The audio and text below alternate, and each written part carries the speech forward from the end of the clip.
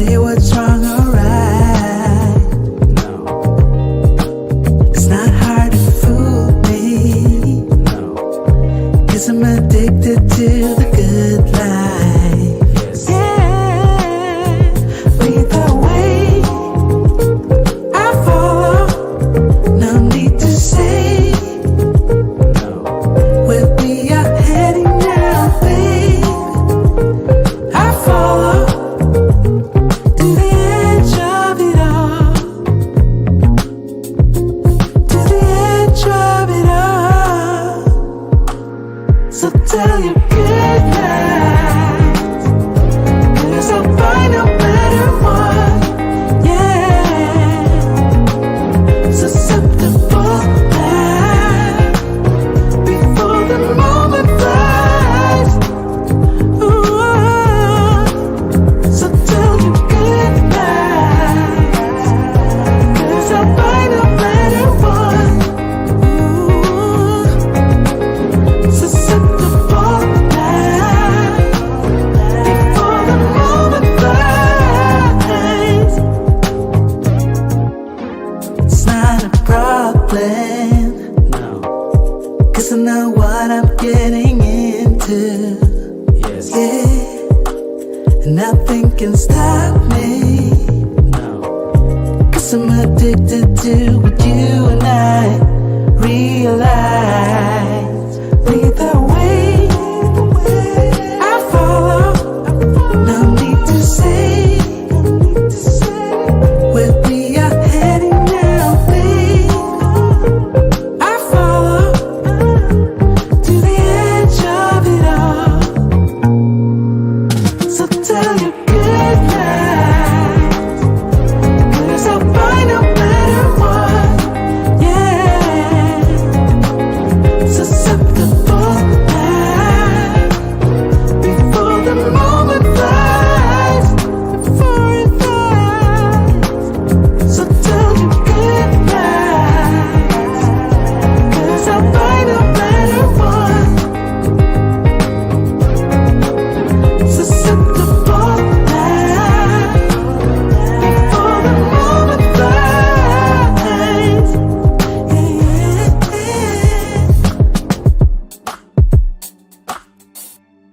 Shout out to all you gentlemen and ladies that dare to tread this channel, Love Crossing Borders, on a wonderful Wednesday evening. It's often been said, hard head makes a soft tail. A hard head makes a soft tail. You're going to do things your way, you're going to find out the hard way. If it looks too good to be true, it probably is. We've heard these sayings over and over and over again. And yet, even as adults, we think that these sayings or pseudo rules don't apply to us. They apply to everybody else, but they don't apply to us.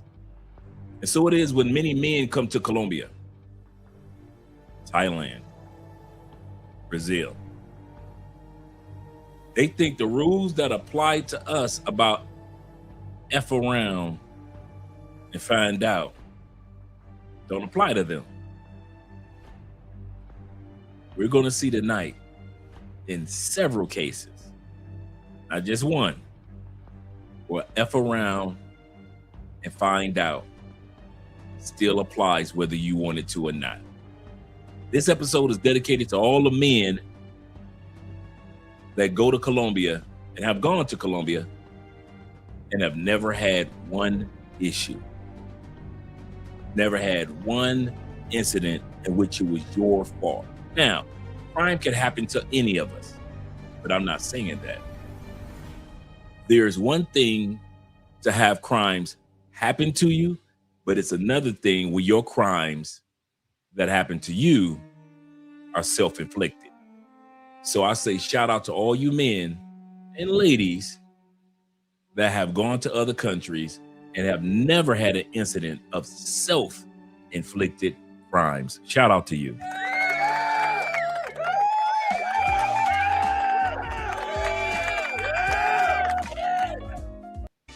And let's give a shout out to all you guys that are walking in to the live stream right now. Appreciate you guys being here. Appreciate every one of you.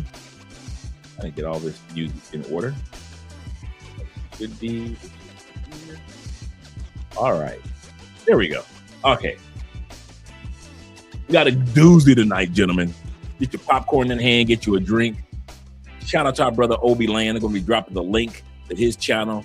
This is an incident in which he was involved in the sense of investigative work, capturing the woman that drugged the gentleman. And at the same time, she tried to come out with a way to escape and prove that it wasn't drugs, not taking the drugs herself. I've never seen this before. I haven't even watched the whole video, so I'll be watching this. I'll be watching it along with you guys. I will not be interrupting. I'll be sitting back with a bowl of popcorn myself, looking at this situation. Now, you're going to hear a little bit of commentary from me, a little laughter, a little hilarity. But other than that, I want to keep my mouth shut tonight. Other than that, I got to give a shout out. Shout out to my brother Johnny in the building. Numero uno with the Cash App. The PayPal. Shout out to all you guys that are supporting by way of PayPal, Cash Apps, as well as Johnny in his super chat. Nothing to say, just a $5 love. Appreciate that, brother. Appreciate that. It's going to be a good one, Johnny. This is going to be a doozy. Yes, sir. Oh, dudes do not learn, man. I don't know why y'all expect things to be different. There is no, I said this yesterday, I'll say it again. There is no country that protects stupid people. This weekend, we're going to look at Thailand and the Philippines. You guys think that you can go to Thailand and the Philippines and you can be protected from your stupidity. And I'm here to tell you, once again, there is no country that protects stupid people. Okay, put in the comment section, what country protects stupid people? Vietnam? Nope. I'll be seeing y'all get locked up in Vietnam. South Korea? Nope. I didn't see y'all get locked up in South Korea. Come on, Mexico? Y'all come up missing Mexico. Peru, Colombia, Brazil? Y'all gonna get drugged in Colombia, Peru, and Brazil. What country can you go? You're gonna get kicked out of South Africa.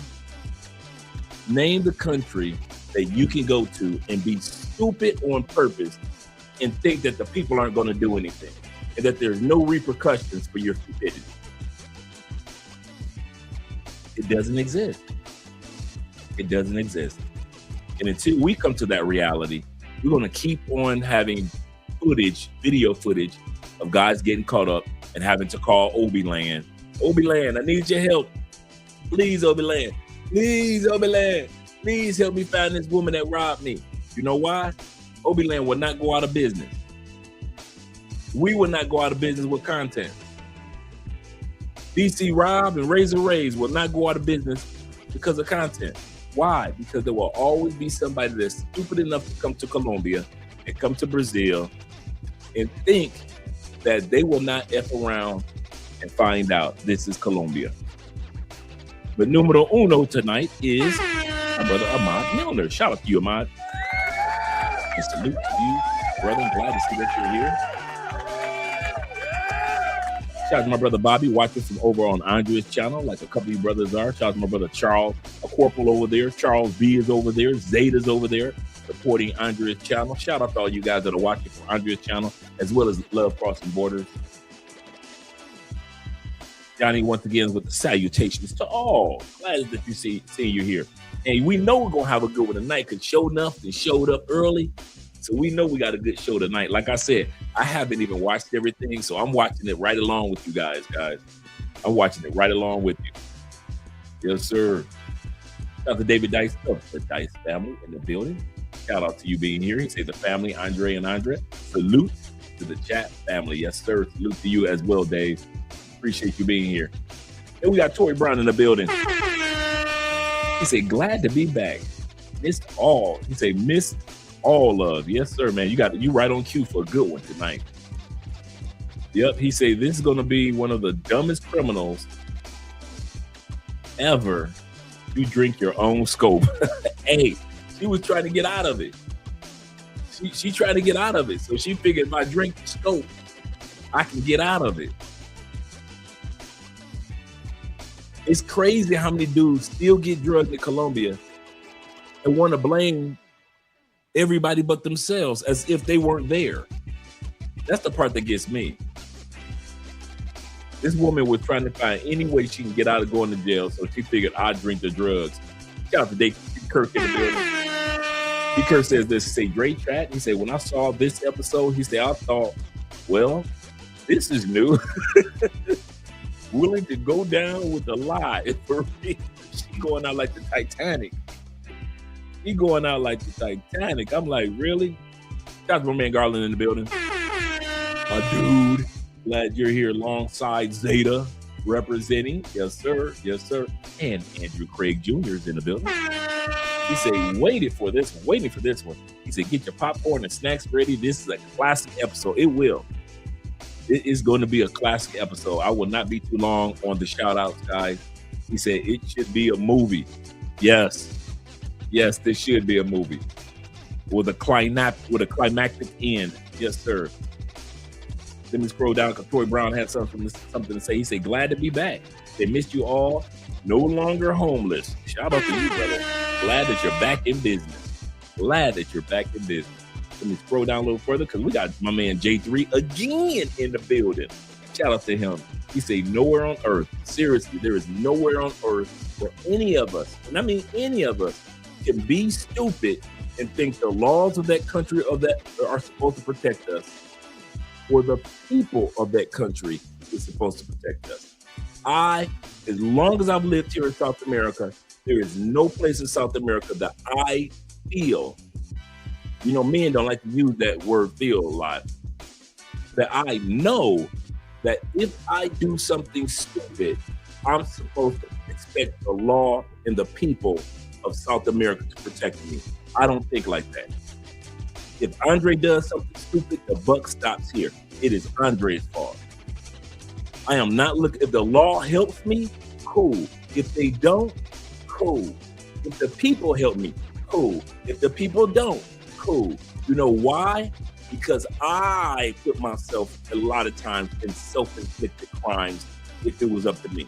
And that's why I call it that, guys. Let me turn this down just a little bit. There's a reason why I call it self-inflicted crime. Let me change the music.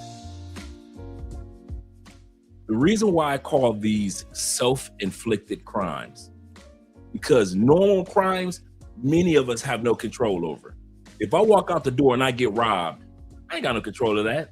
I can get robbed in Detroit, Chicago, Cleveland, any city you can get robbed in.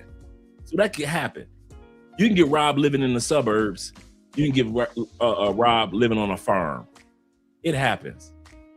Those aren't self-inflicted crimes.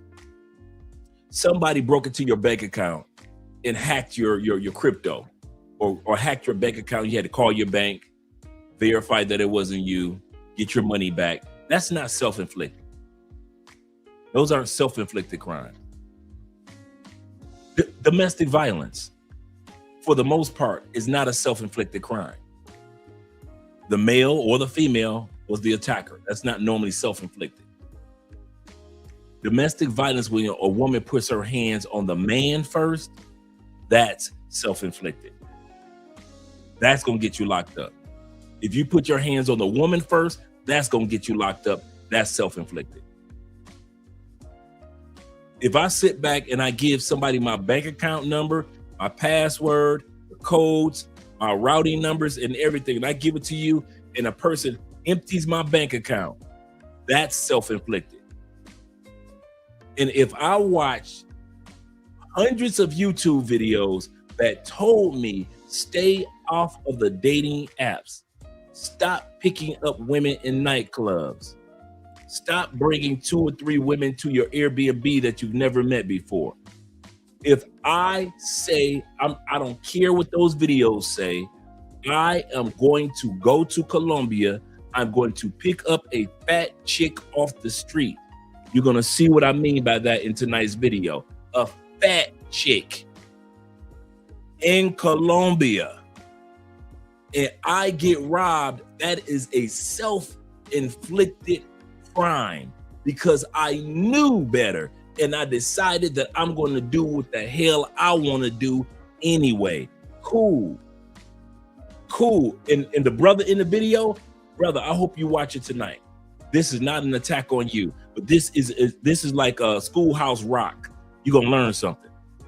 This is Sesame Street for you. This is Electric Company for you and brothers like you. Because a lot of you brothers have been watching the videos on how to get to the clubs in Medellín, best restaurants in Medellín, what the women in Cartagena look like. So don't tell me if you watch the best restaurants in Medellín videos, the best nightclub in Medellín videos, the best looking women in Medellín and Cartagena videos, that you did not come across any videos that told you to stay your ass off those apps, that already told you do not be bringing strangers back to your hotel room or your Airbnb, that already told you make sure that you make some statements to security and let security guards know that, hey, if these women come down, make sure I come down with them. You can't say you haven't seen our videos on the love motels where instead of taking those women back to your spot, you can take them to the love motels that have security. You can't say you watched these videos and didn't see those videos. That's what make us look at you like you stupid. Not because you got drugged, but because you guys purposely ignore every video that's put out by DC Rob, Razor Rays, us, and other content, Chill Capo, and all the other content creators out there. Rob, the white guy that we're gonna watch tonight, constantly putting content out there to warn you guys on how to move in Colombia, South America, Brazil in general. You ignore it. So when we laugh at you, you can't get mad. You will get mad, but you ain't got no right to get mad because you thought that you were better than. I'm gonna say this again. The biggest problem that dudes that get drugged compared to us that don't get drugged, here's the kicker. You ready? You think you better than us. No, I don't. Negro, yes, you do. You think because we follow the rules that we must be simps or lames. But the biggest lame and simp was you because you lost everything over a chick. Oh, my bad, chicks. Some Colombian, Brazilian chick. You lost everything. You the simp. We saw the videos. We come to South America. We follow the rules. We have a good time, and we go home safe. You didn't even think about the fact that you could have died and never woke up. Never woke up. Never woke up. Like I always say, you dudes keep on playing, y'all gonna wake up on the other side of Saturn. You gonna wake your ass up and you gonna be on the other side of Saturn. You gonna wonder, how the hell did I get to another planet? Because you died. You on the other side of Saturn. By yourself. Effing around.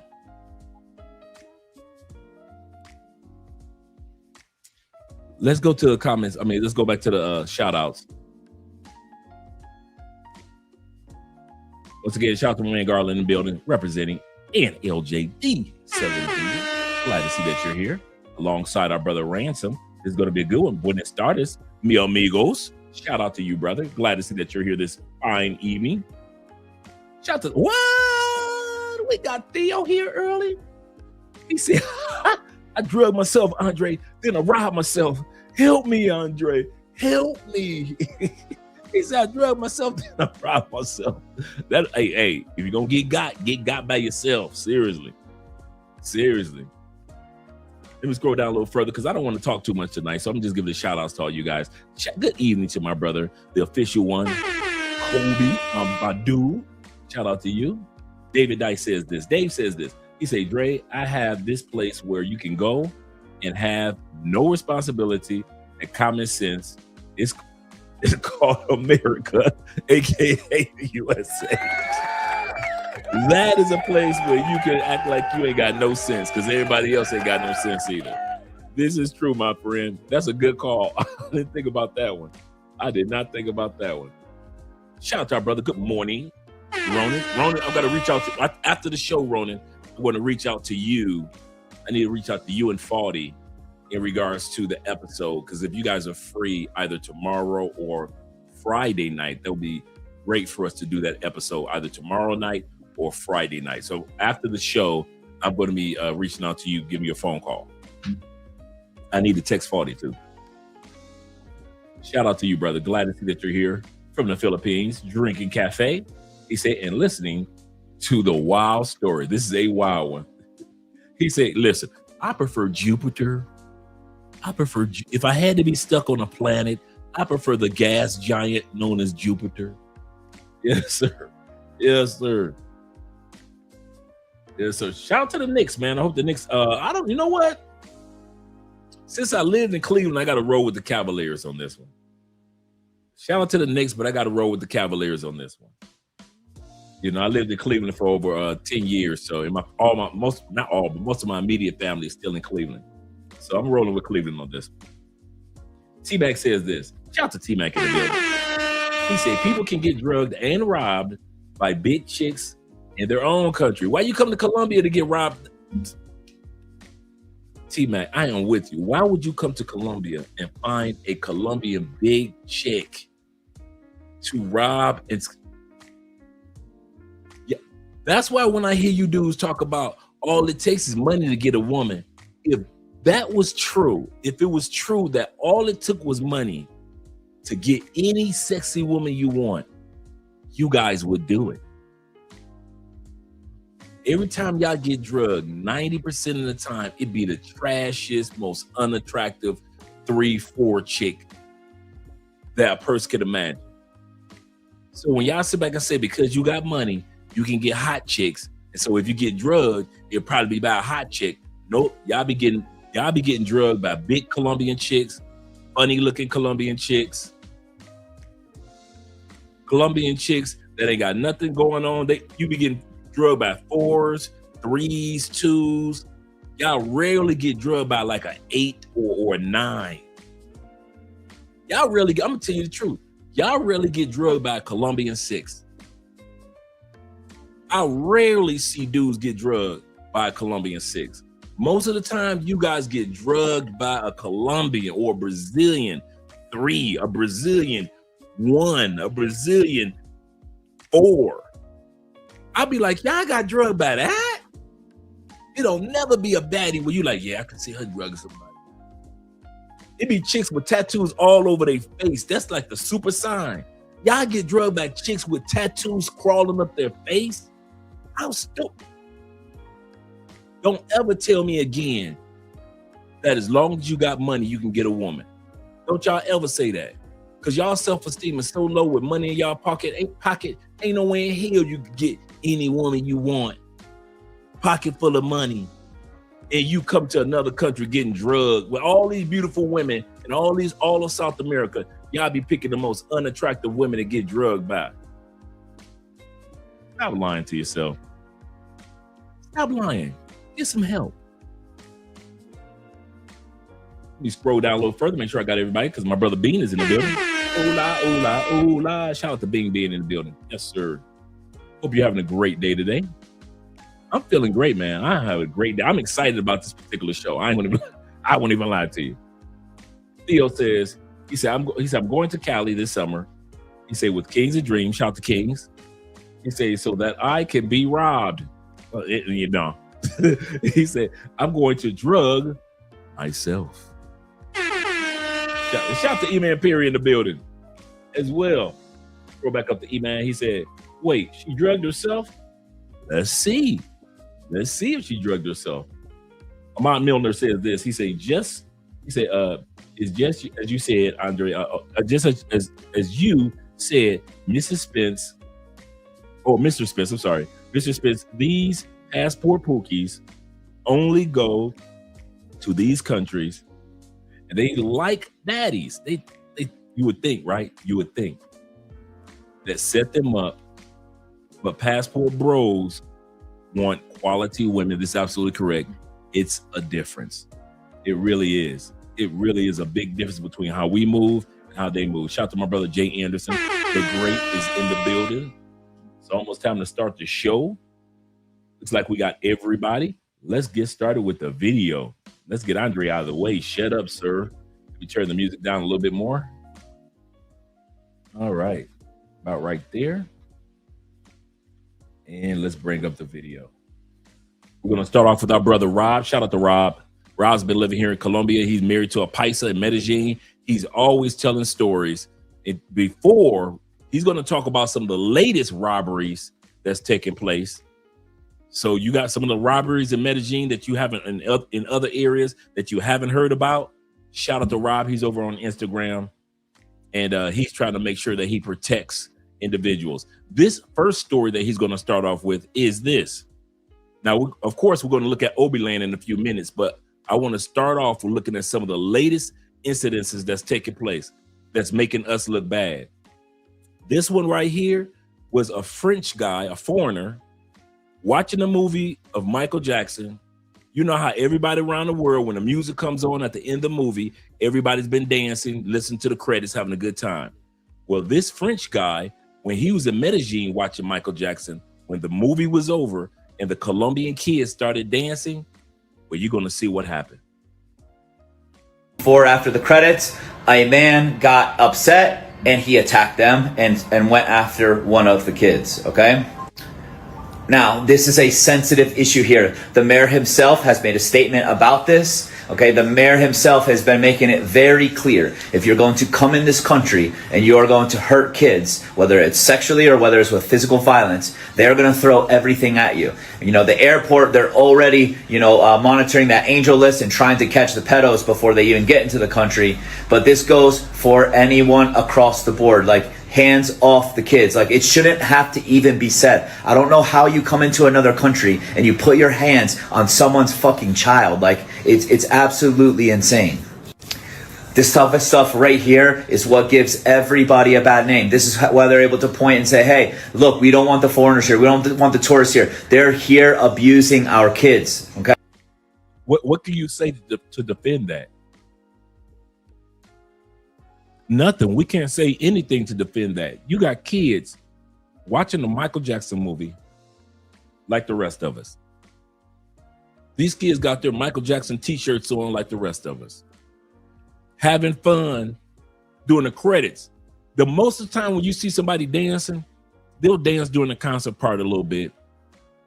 But around the world, when the credits come on, all they play is back to back to back Michael Jackson hits from the Jackson 5 all the way through.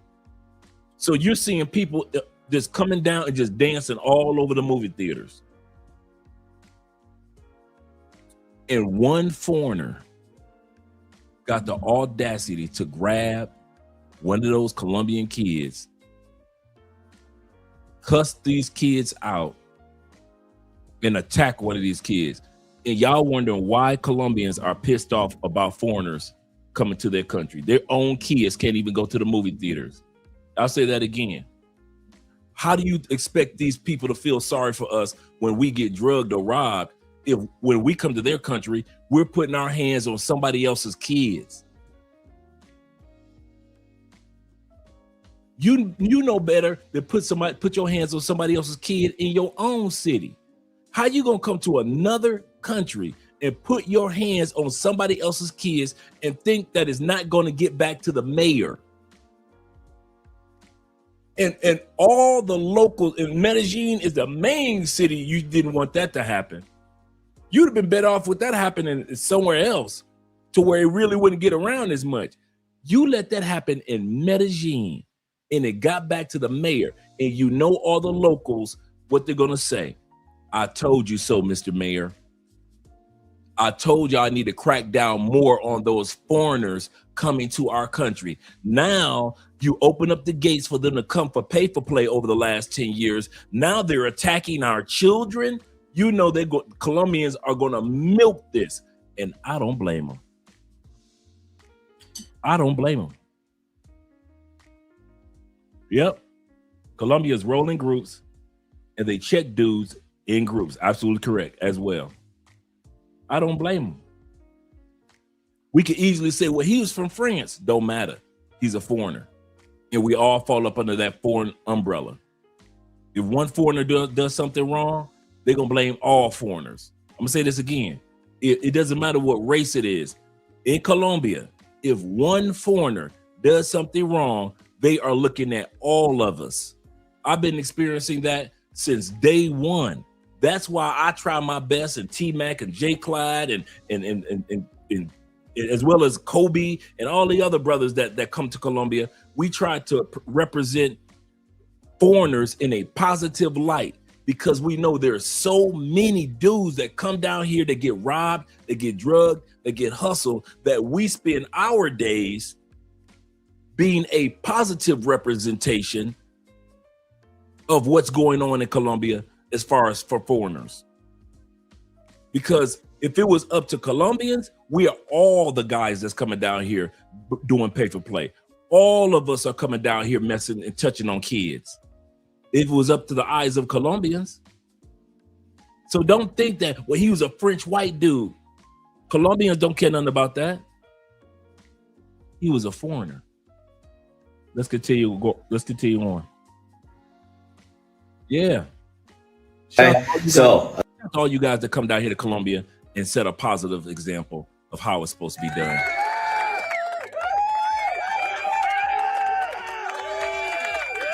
Again, like, this is something that should never have to be said, man. You don't fly into this country, disrespect any of the people, let alone the kids. This guy now is finding out what happens when you do. Okay, guys? And again, if the mayor is speaking about this continuously, just take it as that this is a very important matter to him, which it should be for anyone. And if you cross that line, you're not going to like what comes following it. It's going to be far worse, right, than what you're able to do to them. All right, guys, so got a little update here on Michelle, and it's important that you guys watch this, okay? Now, Michelle drugged and robbed a foreigner here, right? It's been reported that she robbed and drugged a foreigner here. There was a police report and everything there. I guess this thing has progressed to the point now where Michelle is telling her side of the story, and it's an important thing that you guys pay attention to. So she's saying that he got aggressive, that he would not give her money, that he got more aggressive when she went to leave. And this stuff right here is the kind of situation, man, where especially if you're still here, you don't want to find yourself in, right? This is not like Colombian versus foreigner. Fortunately, in this situation, she is Venezuelan, so it works a little bit in your favor. But here's the deal, especially when you guys allowed them to bring friends and bring other parties, it becomes their word versus your word, especially if you do not have any kind of evidence to accuse them, okay? And then especially if you let them bring a friend, and then it's two of their words versus your word, you can find yourself going from being the person that's really is a victim, being drugged and robbed, to then being framed as the predator and get yourself into legal trouble. So right here, he's absolutely correct. Okay, let me ask you this. I'm gonna tell you why. The original story was the dude said this female tried to drug and rob me. She didn't drug and rob him. He said she robbed me. She got me set up, right? This came out. All these incidences that happened over the last week or two. So all what Rob is saying is brand new news. This is not old news.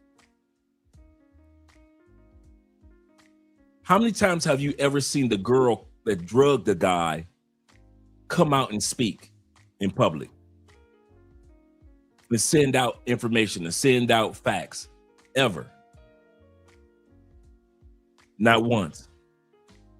This is the first time I've heard somebody actually say, listen, wait a minute, guys.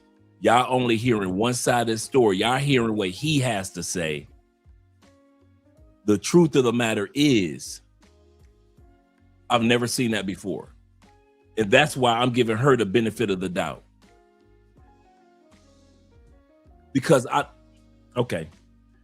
any of you guys that know about pay for play in the States, how many times have the women complained to their, let's be for real. How many times have the ladies complained to their pimp about the trick that they were working with, attacked them, during sex or after sex? How many times have we seen videos of dudes that were the John or the trick in the States try to hustle the pay-for-play girl out of money? We've seen that in our lifetimes before, right? We've seen the pimp had to go find out where this dude is and smack the dude around to get his money. Let's be real. It happens in the States. How many times have we seen a woman that was in the pay-for-play world had to leave a dude alone because he was just too creepy? That happens in the States. What makes y'all think these creepy dudes don't get passports and go to other countries and do creepy shit? Like I said, the only reason I give her the benefit of the doubt in her story, and she said he wouldn't pay her money and he got aggressive, because I have never seen one pay-for-play chick that did a dude wrong, if she was wrong, come out with a public statement, ever. They never come out with public statements.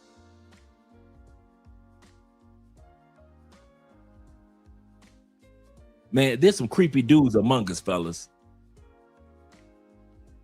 I think that's one of the things that we don't talk about enough. We're so busy looking at guys as victims when they get drugged and robbed. We don't want to talk about some of the creepy mother that be coming down to these countries too. It's some creepy white boys that be going to the Philippines. It's some creepy Middle Eastern dudes that be going to Thailand. Let's be for real. Some of them African brothers, they be creepy in a month when they be going to certain countries too. They want to complain about China. Oh, China did us wrong. But some of you African brothers, y'all creepy when y'all in Europe too. Not all, not most, but it's enough creepy people in the world that we all as men got to look out for. All of us, I'm going to tell y'all something for real. Y'all ready? This is going to hit you upside the head. Every one of your boys ain't got sense in their head. And some of y'all know it. Bruh, I got partners. I got a couple partners in our group. There is no way in hell I would invite them to Colombia. There's like 7 of us, right? In my homeboy group in the States. 5, come on down. 2, I wouldn't invite them brothers nowhere. Too creepy. Too creepy. Some of y'all don't want to admit some of your partners that you would bring down here to Colombia is some of the most creepy motherfuckers, dog. Y'all never want to talk about that. Y'all will talk about how dudes get drugged, robbed, hustle, scam. Got you. Let's talk about your creepy friends. You cannot bring everybody outside the United States. I'm going to say that to you now before we go back to the video. Everybody does not need to bring their tail out of the United States. Some of your partners, I know you want him to come and experience. I know you want, it's been 5 alive, right? It's been 5, y'all been a 5 y'all whole life, right? Since high school, right? Them your dudes. I'm telling you, 4 of your dudes, good people. 1 of your partners is a creepy motherfucker. There's 1 of your partners, you know you ain't got no business inviting him to DR. Stop lying. Stop lying. And that goes for brothers and you white boys that be going in groups.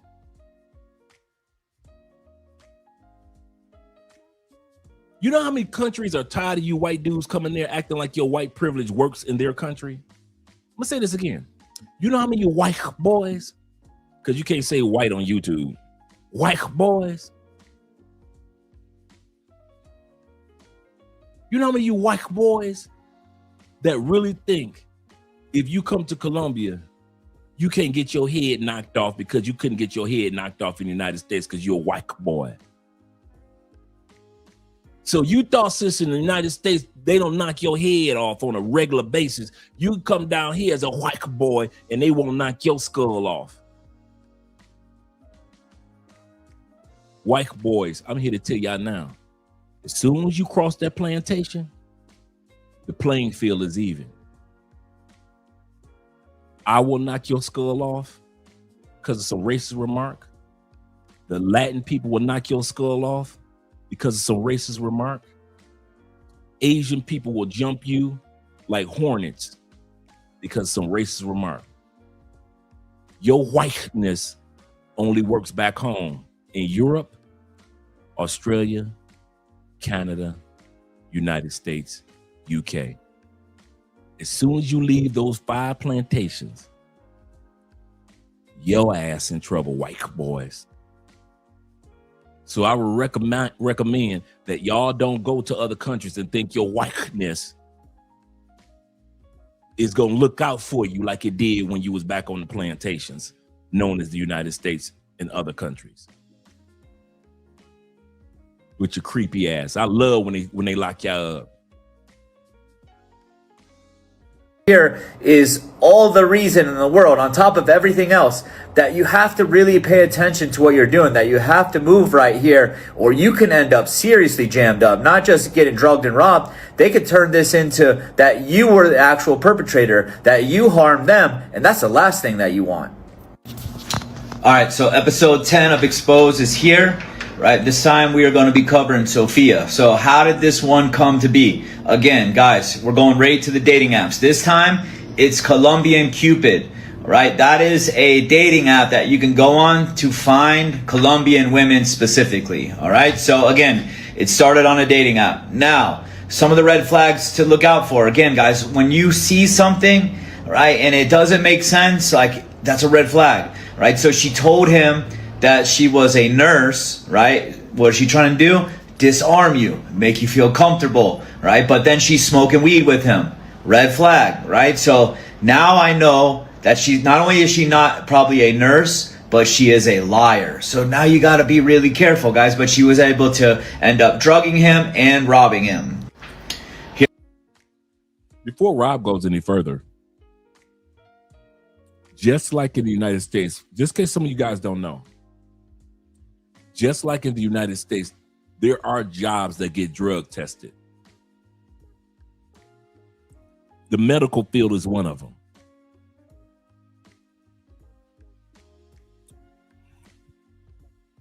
If you're dealing with a Colombiana and she tells you she's in the medical field, but she's sitting up there rolling up the sticky icky with you, knowing she can lose her job and her career, bro, that ain't no nurse. I'm gonna tell you that now. You ain't gonna be rolling it up the sticky, not in Colombia. They do drug testing in this country. I know nurses that do. I know people in all walks of life that do. Guess what? And they still put their careers in jeopardy, don't they? Whether they do it or not. So just because we know somebody that does something, they ain't got caught yet, doesn't mean they're putting their career in jeopardy. Ask Diddy. Ask Diddy about not getting caught yet and then eventually getting caught.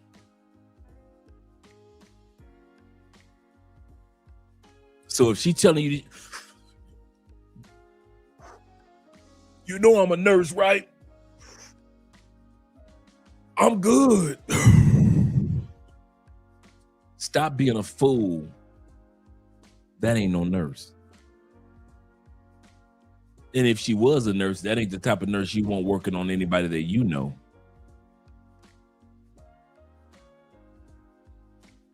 I just want to show real quick, touching on the actual police report that was filed. Something that for you guys to know is this case actually happened years ago. It's been a few years, but hey, if they're drugging and robbing, even if it's been some time, there wasn't anyone really to help him with this, and she could still be out there robbing people, drugging them. So let's see who Sophia is.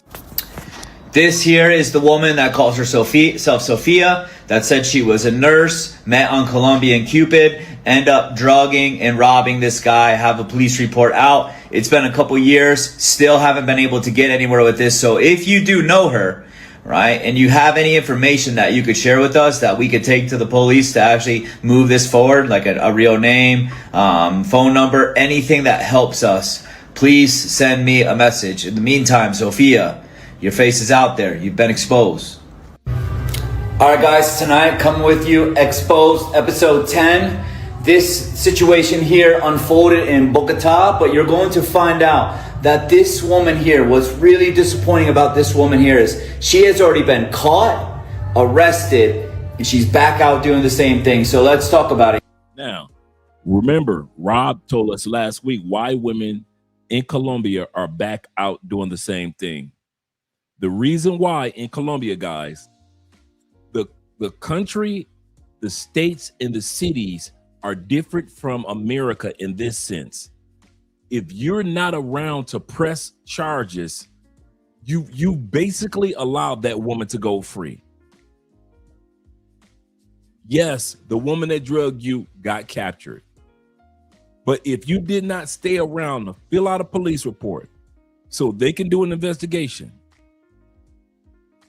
in other words, pressing charges or starting the process where charges can be pressed, you're tying a lot of times people don't realize we help to tie the hands of the police.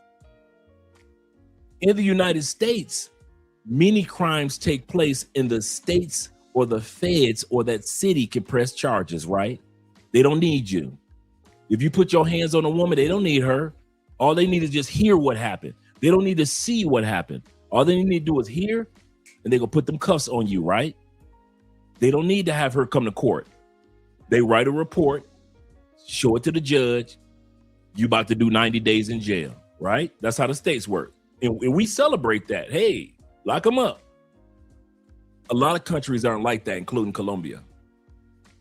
If they have no witness and you did not press charges, you did not go down to the police station after you got drugged and press charges on those women with those fake IDs or whatever it was, those women, even if they're captured, if you're not around, they're going to be let out. It's not there, Dre. Nope, it's another country. Welcome to the world. I'm going to say that again for the back of the church. Welcome to the world. Everything that you thought of that was in America, that's in America. That's how America or Canada acts. But stop acting like every country should have the same rules that we have that we don't even like. But I'm just giving y'all a breakdown. That's why Rob could say the woman commits crimes. You guys aren't around to press charges. And half the time you guys aren't even around to go to court. When it's time to go to court, they let the woman go free. What can they do? Those are the laws of the land. If there's nobody around to press charges, the woman gets released. Even if they arrested her, if you did not press charges, she gets released. And I know some of y'all just hurt y'all little feelings to hear that. T-Mac says this, and he's in Medellín. He said, I always tell foreigners in Medellín to hire a local assistant at least part-time. Why is that, T-Mac? Many don't, and many regret it. The local assistants have their own network. My assistant has a brother in the police. I kid you not. Shout out to Twan in the building. And Zeta says this. He said, I learned this about Colombia years ago. They don't hold her if you did not go to the police station. If you're drugged, you can't do anything about it. Absolutely correct. Once again, before we go back, most of my life, I'll say this, for most of my life, and probably many of you guys, the way that Colombia does it was the way that the U.S. was doing it most of my life. If the business doesn't press charges, if the woman or the family doesn't press charges, that person in the United States used to be able to go free without the state, the city, or the feds pressing charges. It used to be like that. So for all you guys that want to come to Colombia and act like, man, that's not right, bruh, all my life, for the most part, it was like that in the States. Dude, they just started doing federal, state, and citywide pressing charges like over the last 20, 30 years, bruh. It wasn't always like that. See, some of you guys that are 30, 35, you think that in America, it was always, as long as they catch the person, they'll go to prison. The state will press charges. The city will press charges. As long as they catch them, the feds will press charges. It was not always like that, dude. The United States used to be just like Colombia. If you don't press charges as an individual, no charges will be pressed. And a lot of people went free when I was growing up. A lot of people. And I mean over and dude, it didn't matter if you and your woman got into a fight 50 times. If your woman or you did not press charges, the police will be coming. And one of the reasons why they started pressing charges for domestic violence was because your woman and you would call the police every time. So the police will come out there 50 times in a year. And they were like, you know what? Let's change the rules. We don't need her to press charges. If we see a scratch on him, or if we see a mark on her neck, he going to jail. We don't need, we got our own police report. We don't need her no more. We don't need her. You know why?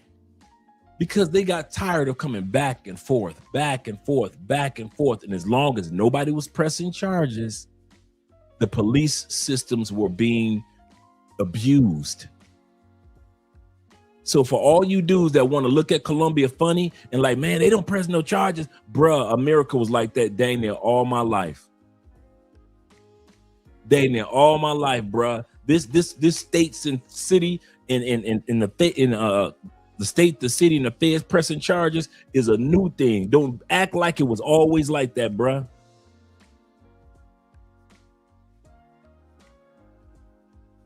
Shout out to my brother being in the building. So he says this.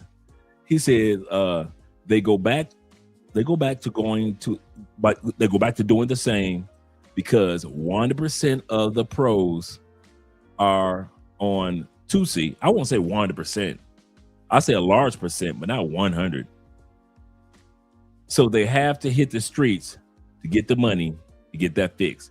There's a lot that do that. A lot for guys that don't know what 2C is. It's the pink cocaine mixed with this, mixed with that, mixed with this. They found some in P. Diddy house, stuff like that. So that's what Tootsie is, the pink cocaine. Murderers getting away with murder. Yep, basically. He said, here dudes will pay for play and won't pay for assistant for $25 a week. If you don't preach, T-Mac, to look out for them and to help them with legal assistance translations. He said they will pay a chick hundreds. Hey, T-Mac, now you see how I sound when I'm talking. These dudes will come out of $2,000 in a month or 2 weeks in pay for play. But you said a $25 assistant, that is ludicrous. When I tell them it only take $25 to get your teeth cleaned, that's crazy. I'm not spending $25 to get my teeth cleaned when I can buy pay for play. Here, so first off, they met on Tinder, and guys, not to beat a dead horse, but I say this over and over. Stay off the fucking dating apps. You are not a pro. You will get got, man. And I'm saying that out of love. So they meet on Tinder, okay? They meet at the hotel. They go out to eat. She just walked out that Airbnb like it was hers with a bag full of your stuff. Let's bring that back. She walked out that Airbnb like it was hers. I got you, Montrez. I know exactly which one you're talking about. The video.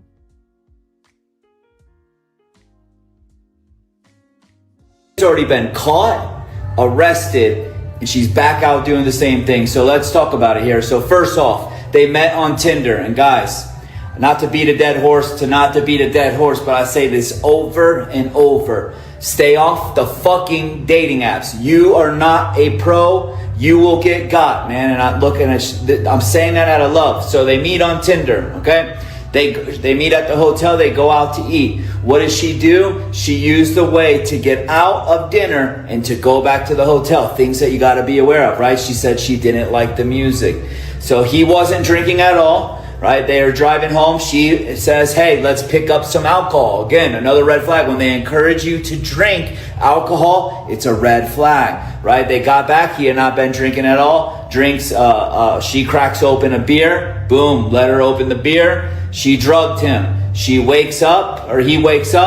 Money's gone, phone's gone, everything is gone like it's typically gone, okay? Similar story, similar things for you guys to look out for. The difference being here, this happened in Bogota. It doesn't have to just be in Medellín. But why is this disappointing? Some of you guys, most of you guys are probably familiar with Obi Land, and you see this picture here. This is one of his episodes. This thumbnail is the same fucking woman that is back out on these fucking streets doing this. And this is why we get really pissed off and fed up with the police and the authorities and the judicial system here. Is these women are doing things that could kill people, and they get caught finally, and then they're back out doing again. Now, some things that you want to be aware of with her is this woman doesn't work alone. She works with her brother. How do we know that she works with her brother, though? Let's take a look. First, so you can see her name right here is listed as Lena. She's stealing money. It's being transferred out of Remitly, out of his account, being transferred into their account. So this is going to be the destination of where it was going, address, everything. Guys, if you're criminals doing this, I give zero fucks about your numbers, your IDs, your address. This is the destination. This is the name, which this is her brother. This is the address that it went to, so we know that she's working with her brother.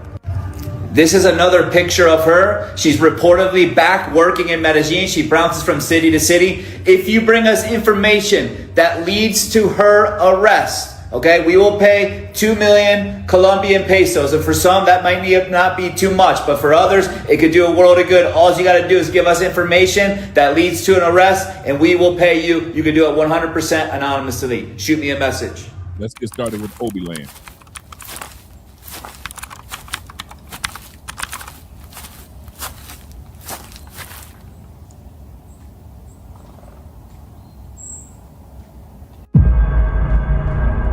It's about 9:30 p.m.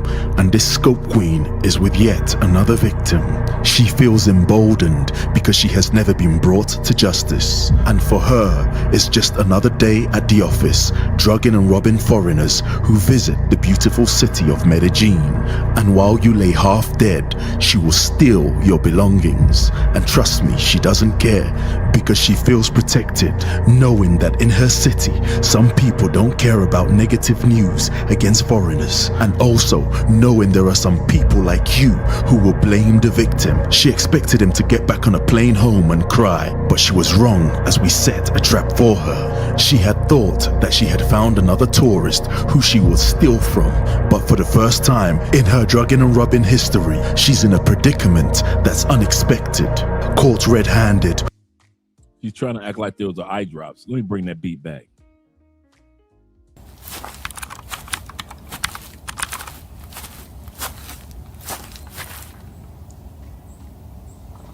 Condolences to the families of all those that have passed on over these three gentlemen who passed on over the last few months. It's about this is what y'all letting drug y'all. Oh, did y'all think I was gonna let that just slide? Y'all letting fat Colombian chicks drug y'all? When I came here in 2016, these chicks knew they had to be dressed to the T. They knew that the competition was deep, so they had to have the best dresses on, best outfits. Their hair had to be done, best perfume, and they had to be fit.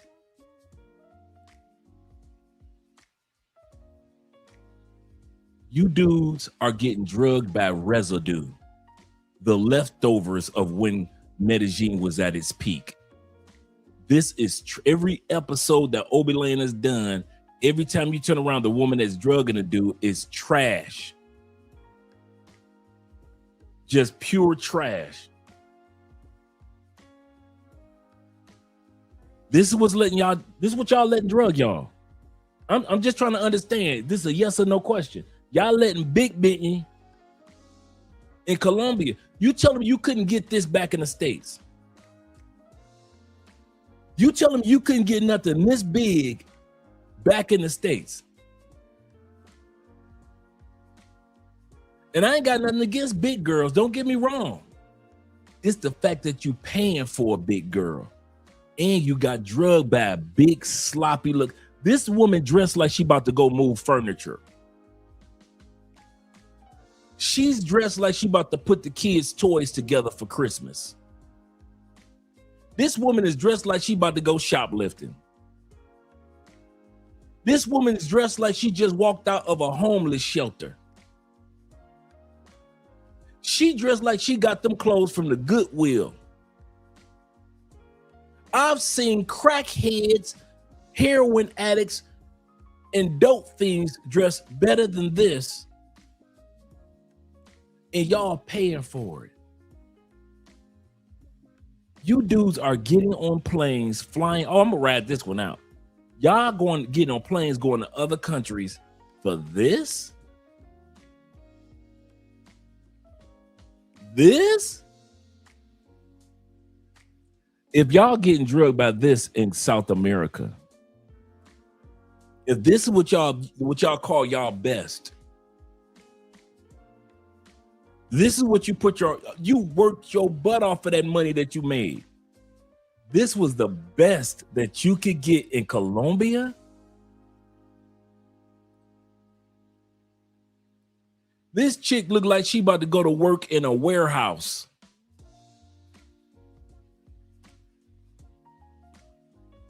I mean, she dressed like she ain't got nothing else to do but to put up a Christmas tree.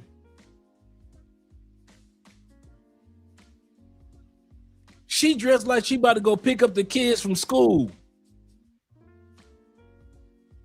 You thought a woman dressed like she about to go pick up the kids from school, it was sexy? Sexy enough to pay for it? I told y'all I'm coming with the jokes.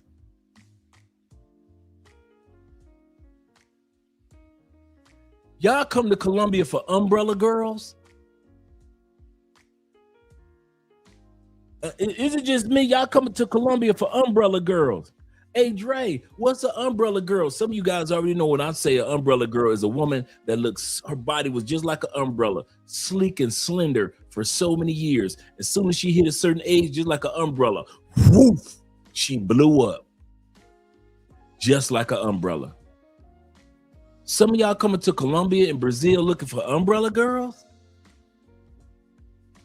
Hey, I ain't hating, to each his own. That's your money, bruh. That is your money. To the brother that got robbed with this episode, hey, that was your money, bruh. It wasn't mine. I didn't work for it. I didn't get on the last Spirit plane. Because the way that you spending money, it looked like you got on the last flight with Spirit Airline to make it to Colombia just to get with a girl that dressed like she about to go paint the living room.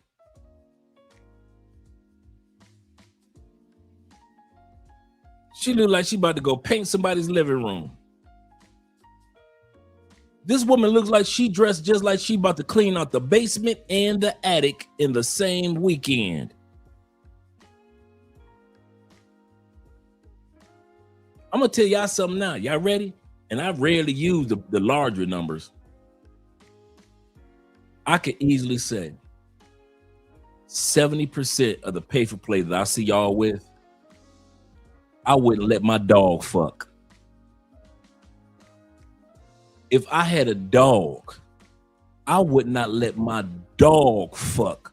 So, and I'm talking about, I've seen pay for play with YouTubers. I've seen pay for play with regular everyday dudes.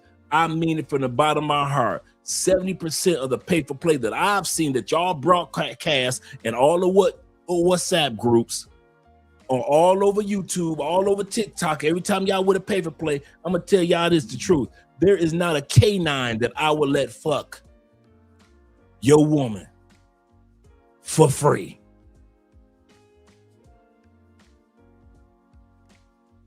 Y'all ain't got no standards. Pocket full of money, T-Mac, and they ain't got no standards. No standards. And then you want to get pissed at me when I laugh at your dumb ass. This what y'all came here for. You got on a plane and flew. I'm flying from Florida and it's 4 hours for me. Anybody that ain't flying from Florida or Houston, if you ain't flying from Houston or Florida, you got you a nice little flight coming to Colombia. You looking at 6 hours, 7 hours, 8 hours. You flew 6 hours to leave a country with 70% fat bitches just to come to another country and get drugged by a fat bitch. Now y'all understand when I say everybody does not need a passport. Some of y'all are just like when we start using Terraform in Theo's class. You don't know what the hell you doing. When we first started doing Python classes, you don't know what the hell you doing. When Theo first said log into AWS for the first time, you don't know what the hell you doing. You don't know what the hell you doing. You do not know what the hell you're doing. That's why I always say don't come to Colombia and stay home in the States, because you do not know what you're doing. Y'all came for this. Look at this big girl, big girl.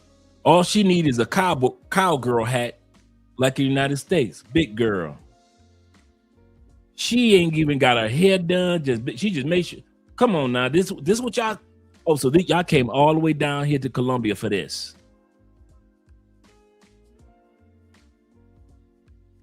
Y'all came to Colombia so y'all could get with women that when they walk sound like they stomping. That's what you came to Colombia for. Once again, I don't have nothing against big girls. Shout out to all the big girls. I know some beautiful big women here in Colombia. Do not get it twisted. But in the pay for play world, this the best that y'all can get. I'm serious. What? Guys, for real, help your boy understand. You know, I've been married too long. I don't think too well, right? What is it that you find alluring about this? Because every time, dude, I could pull up the Scopolamine. You know, I always do this. I pull up the Scopolamine Facebook group, and it don't be none but like every once in a while, it's a cute chick. 90% of the chicks that dudes be like, have you guys ever seen this girl before? Be Magilla gorilla looking chicks, ugly Colombian chicks, ugly Brazilian chicks. You know how hard it is to find an ugly Brazilian? Somehow, some way, y'all find them.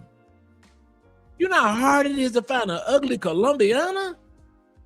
It's amazing how y'all can find, y'all the only dudes I know that can find an ugly Venezuelan and an ugly Colombian and an ugly Brazilian in the same damn city. Medellín, with all those beautiful women. So help me. When you, I'm serious. You walking through Cartagena, minding your business. You minding your business. You ain't saying nothing to nobody. You walking like John Travolta through there. You got a pocket full of money, right? Help me out. I'm trying to understand for real. You walk your John Travolta. Okay, you see this cutie. She got her dress on, her shoes looking nice. She walked past you. She smelling good. You don't want that one. Okay, you keep on walking. You see one that's over there, her jeans looking right and tight. She got some nice little shoes on. She got her hair done, look like she just got it done a couple hours ago. You don't want that one. Okay, she got eyelashes looking good. Okay, you don't want her either. Okay. Oh, hell no. Oh, hell no. Is that the love of my life right there? Y'all being Cartagena at the clock tower, be like, oh my, oh me, oh my. Who's that over there eating hot dogs at the clock tower? I want the girl that's eating 3 hot dogs at the clock tower at 1:30 in the morning. What's her name? No, not the one. No, not the curvy one that's making the hot dogs that look so cute in them jeans. I'm talking about that big one that's eating the hot dogs. What her name is? What her name is?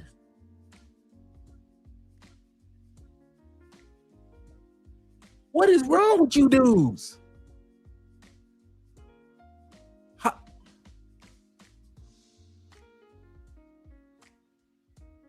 The sisters in the States. I watched all the videos on TikTok about how the sisters in the States and the white girls in the States act towards men. And a lot of you guys are saying, you know what, I ain't got to take this, I'm leaving. Right? I got you. I watched the video. I did not know how traumatized y'all were until y'all get to other countries and the type of women y'all choose. Y'all self-esteem is so effed up that even if you have a pocket full of money and you're among women that says, I only want money, you still can't choose an attractive woman. You got a wallet full of money. You could choose any beautiful woman in Brazil, Peru, and Colombia on these Venezuelans.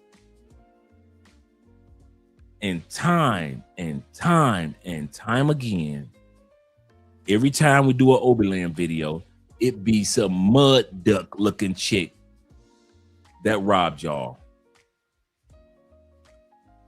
All I can equate it to is the fact that y'all self-esteem is so low in real life, cameras off. Y'all self-esteem is so low in real life that even if you got a pocket full of money and it's transactional, you scared to walk up to pay for play women. You think that one is just too beautiful for you. There's no way she'll say yes to me. Her job is to say yes, and you still scared to walk up on her. I don't know what American women did to you dudes' brains since I've been gone, but I feel sorry for you brothers. And I mean that from the bottom of my heart. I don't know what they did to you dudes to make you think that even among some of the most gorgeous women, y'all always pick the mud ducks. And I don't understand it. And I'm trying, I mean it. I'm trying to understand, but don't nobody want to talk to you, boy. Shout out to the official one. He said, who's the refrigerator in the elevator? Right. Right. Shout out to Johnny with the $5 love. Appreciate you, Johnny. Let's get back to the video. Y'all didn't come here to hear Andre talk. My brother says this. He said, Dre, they brainwash. It's been baked into their consciousness. Keisha destroyed their self-esteem. And I believe it. I believe it because you know what? Before the video ends, because some of you guys are new to the channel, I'm a member of the Colombian Scopolamine Facebook group. Everybody can't get into it. But since I do content about it, they let me in the group about 3-4 years ago. So I've never been drugged, but I do share information about guys that, you know, to prevent it and stuff like that. Once again, shout out to Obi Land. I'm going to drop the link to his channel. Anybody that's that we got the PayPal scrolling at the bottom of the screen, guys. We got PayPal scrolling at the bottom of the screen, right? We got Cash App, and as you can see, scrolling right now is PayPal at the bottom. aspence2011 at Gmail. Any donations that you give to tonight's episode by way of PayPal. I know you guys like to support by way of Cash App too. that goes to us. We appreciate that. But any donation goes that we do tonight that goes to PayPal will go directly to Obi Land, the brothers who video this is. We want to, every time we do one of his reactions, man, we want to do a small fundraiser of appreciation of the hard work those dudes put in. So if you guys don't mind, if you do Cash App, they don't have a Cash App. That'll bless us, but it won't bless them. But the PayPal will bless them tonight. So any donation, I don't care if it's $2, $1, 15 cents, anything that you give towards PayPal, at the end of the night, we're going to send it over to Obi Land. We've done it several times over. We're going to do it again tonight.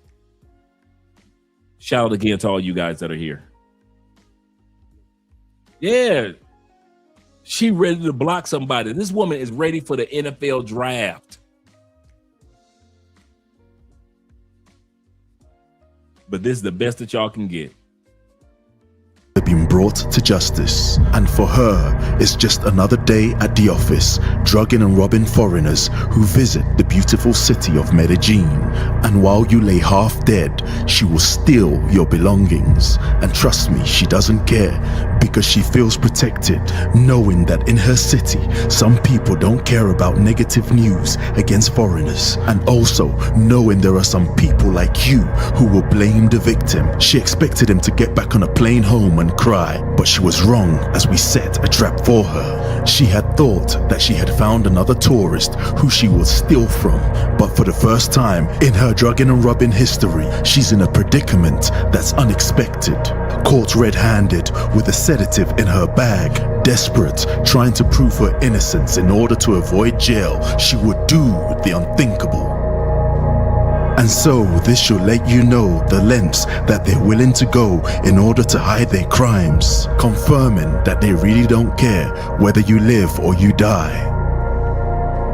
Blinded by greed and working as part of a criminal organization, this is just one of the faces of the kind of people responsible for the deaths of many foreigners in Medellín. Some people will say, oh, he deserves it, while others will say it's all fake. But if you know, you know. And so this is the story of how the Obi Land team brought to justice. It's y'all big girl. This is y'all big girl. Y'all got my brother Obi Land out there busting his ass with his team to capture big bitches for y'all. Y'all got Obi Land and his team when they could be focused on helping somebody else. Y'all got Obi Land out there helping big bitches get arrested. Not baddies. Oh, no, not baddies in Colombia. Big bitches. Y'all need y'all ass whooped. One of the most cunning Scopolamine queens.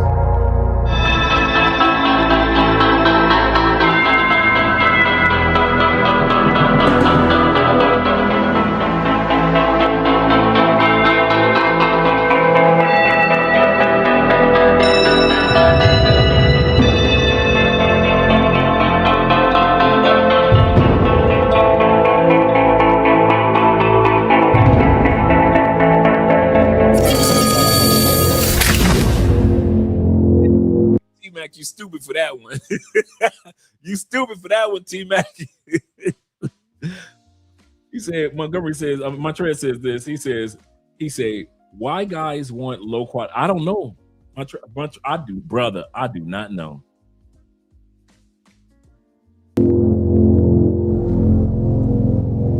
You know, in these situations, a lot of men probably are embarrassed to tell their story.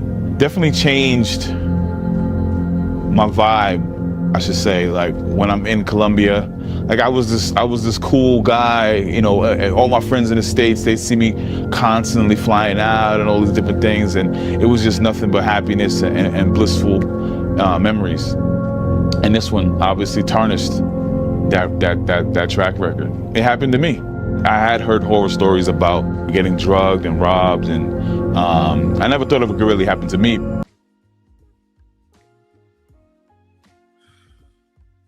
I've heard stories, but just like the rest of y'all, I never thought it would happen to me. none of us would think that it would happen to us, brother. None of us are getting off planes saying, you know what? Today could be the day. But even wise men take precaution.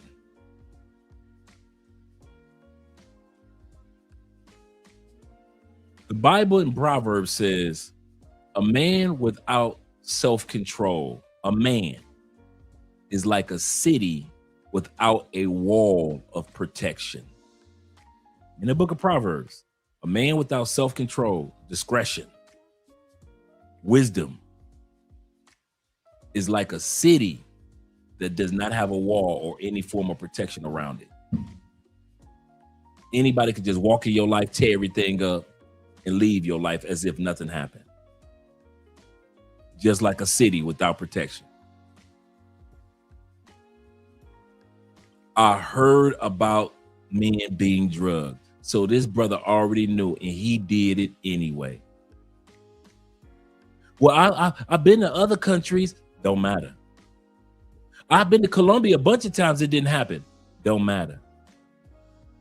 If I break the rules of, I've driven here in Colombia 100 times, right? Right?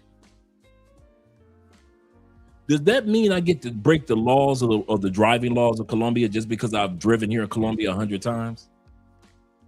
No, I've driven here at least 200-300 times, right? My driver's license is at least 5-6 years old, right? Does that mean that I still get to break the laws and just say, fuck these stoplights, right? What about the stop signs? I know some Colombians do, but I'm talking about me. Does that mean that because I've driven here in Colombia that I need to say in the middle of work traffic, forget about that red light, I'm going through even though it's green for the other people? Wait a minute. If I gotta follow the rules, no matter how many times I've been in Colombia, no matter how many times I've been driving in Colombia, if I've gotta follow the rules, what the hell make y'all think that y'all don't have to follow the rules? The rules are stay the fuck off the dating apps. You don't know what you're doing. Stop blaming the apps. I blame you. You don't know what the fuck you're doing. You ain't on dating apps all the time in the States. Every blue moon you hit a dating app. Y'all be coming down here to Colombia. Let's say you're hitting dating apps in the United States every day. Every day. That does not mean you know how to use a dating app in China, a dating app in Korea, a dating app in the Philippines, a dating app in Thailand. Just because your ass is good at using dating apps in your own country does not make you a professional dating app guru in another country. Stay the fuck off the dating apps. Acting like a little ass boy that can't listen. Y'all always want somebody to feel sorry for y'all ass, but you keep self-inflicting crimes. I'm gonna talk about that all night long. Self-inflicted crimes. One of them, you keep taking your ass on the dating apps like you can't pull bitches.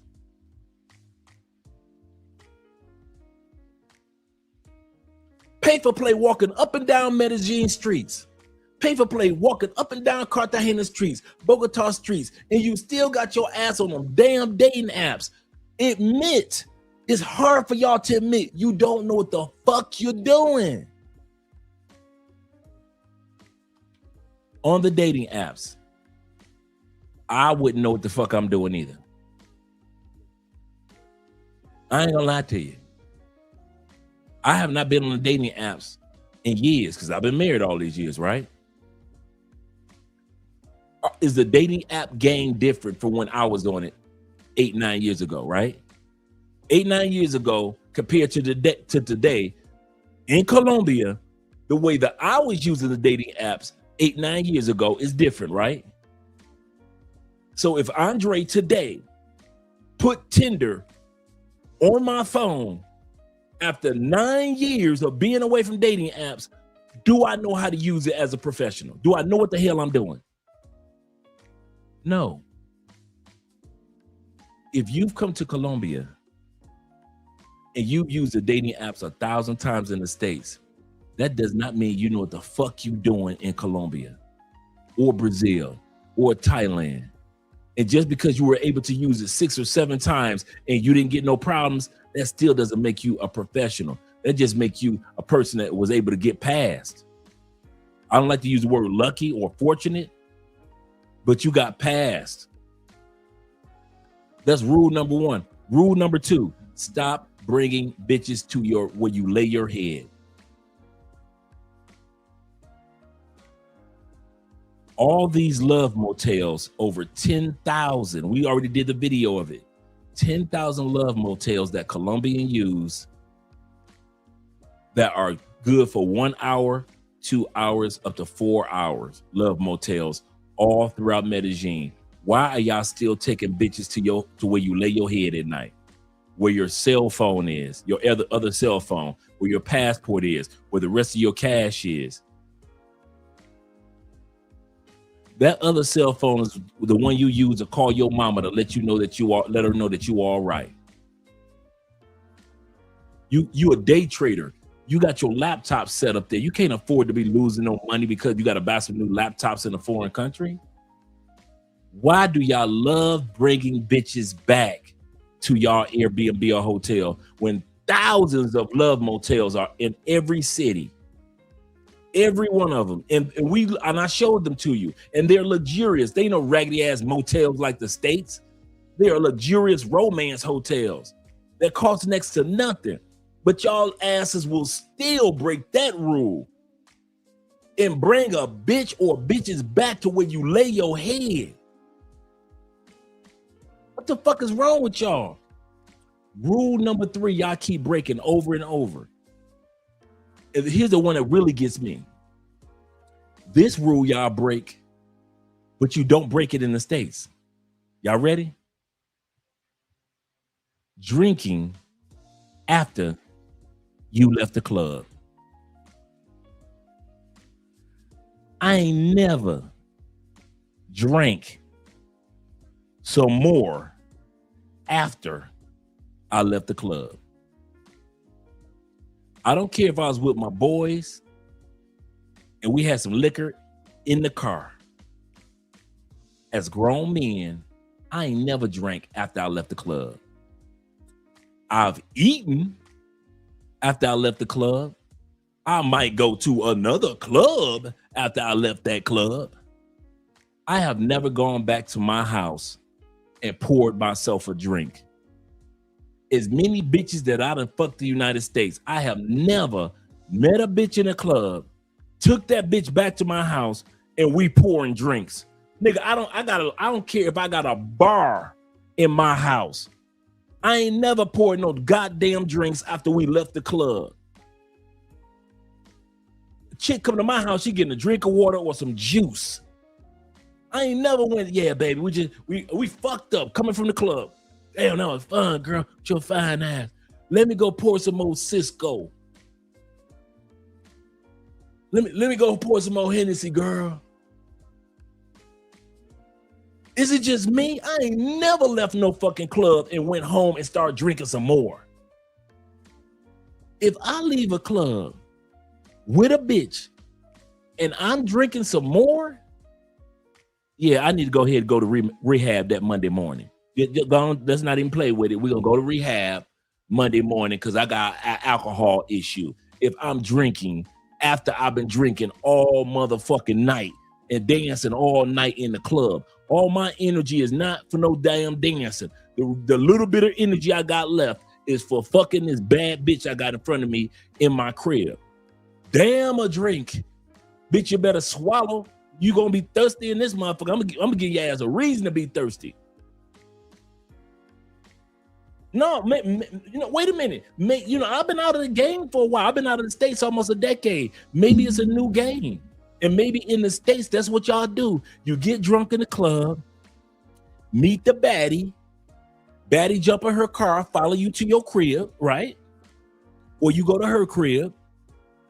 And when you get there, y'all start pouring more drinks. Maybe that's the new shit that I ain't know nothing about. I've been gone long. Maybe that's how y'all do it now in the States. Motherfuckers go to the club, get drunk, and still get drunker At the hotel room, like you get you don't go to her crib, she don't go to your crib. Y'all go ahead and get a hotel room. Y'all go get a gyro breakfast. Shout out to the gyro breakfast.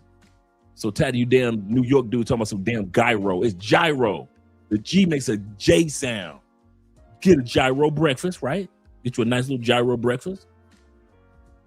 Take it to the hotel room. Maybe it's just me. I ain't never took a bitch to a hotel room and then brought some drinks with me. Ever. Maybe that's the new way of doing it. Like I said, I've been out the game too long. Maybe y'all go to the hotel room and y'all order some Uber to deliver y'all.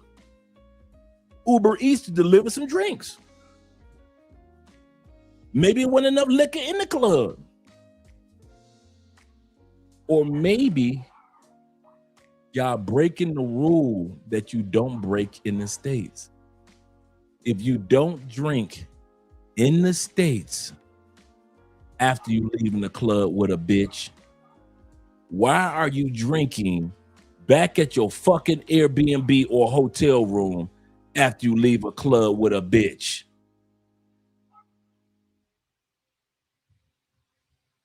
Man, I can name off 9 more rules that you motherfuckers break. The other one we're just looking at tonight, the fat bitch rule. As much as y'all talk about the women, y'all talk about the women in the United States so bad, them big bitches, they put no weight, they not fit, feminine friendly, all that shit. You complain about how the women in the United States got plump, big, out of shape, don't go to the gym, all that. Y'all complain. And what do? Get your ass on an airplane, fly 8 hours just to come to Colombia and give your money to a big bitch. You a hypocrite. All y'all. A bunch of fucking hypocrites. The same thing that y'all complain about women in the States, you'll bring your ass to another country and do it. I don't fuck with no baby mamas. I ain't gonna be nobody's stepdad. Bring your ass to Brazil, and that's all I see y'all asses with. It'd be you and her 12-year-old son and her 13-year-old daughter and her walking to the mall to buy their ass some new shoes in Brazil. I see y'all ass in Colombia. Talking about I ain't gonna mess with no woman with no kids. Bring your ass to Colombia. Y'all motherfuckers be booed up, ready to marry a bitch with 8 kids in this motherfucker. Y'all be a DR, don't fuck with nothing but baby mamas. But then you want to go back to the United States and bitch about being with a baby mama. Y'all hypocrites, man. Fucking hypocrites. So when y'all get drugged, y'all wonder why I laugh? Shit. Y'all think I'm gonna stop laughing? You need to look in the mirror and start laughing at your goddamn selves. Fucking idiots, man.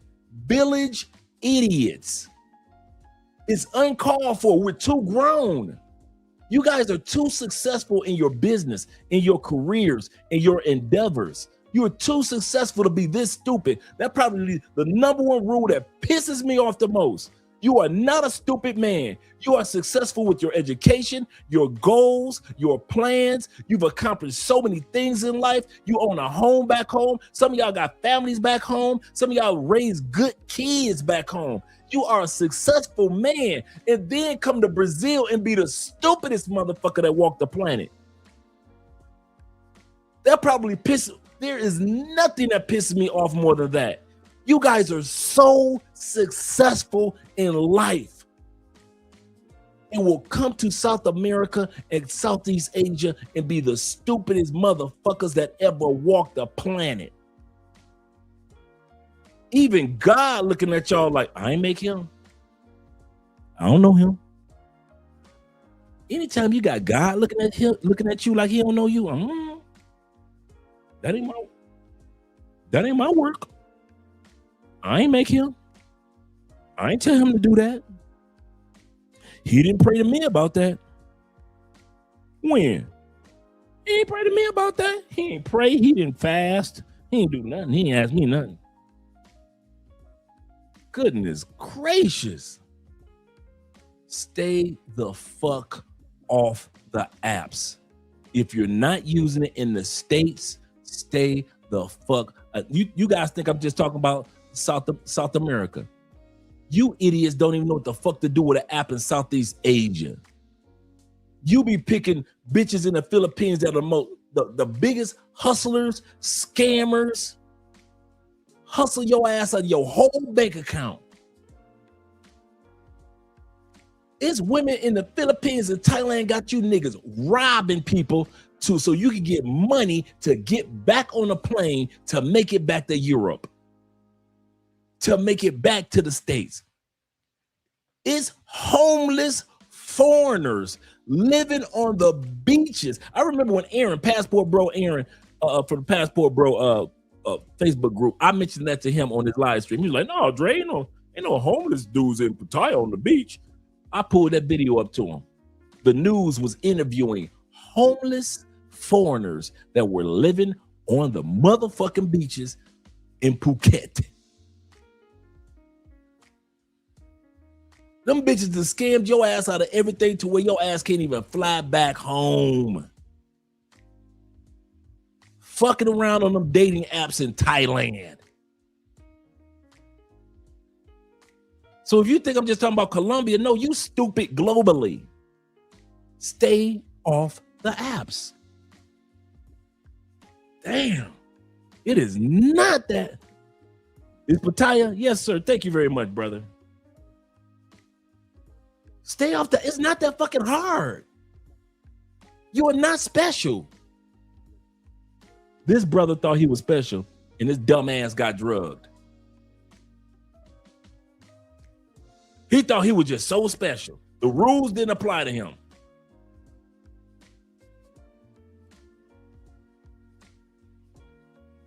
Fucking idiots, man. Idiots. You know, we're men, right? And we have egos, not to say that I'm egotistical, but it definitely is a situation that will stick with me for a while. You know, this won't hurt. Her real name is Sarah, but she goes under different names on Tinder, and she is a face responsible for the many druggings and robberies of foreigners in Medellín. To protect identity, this story begins the way it was told to us. And so what you're about to hear is how the events unfolded from the very beginning.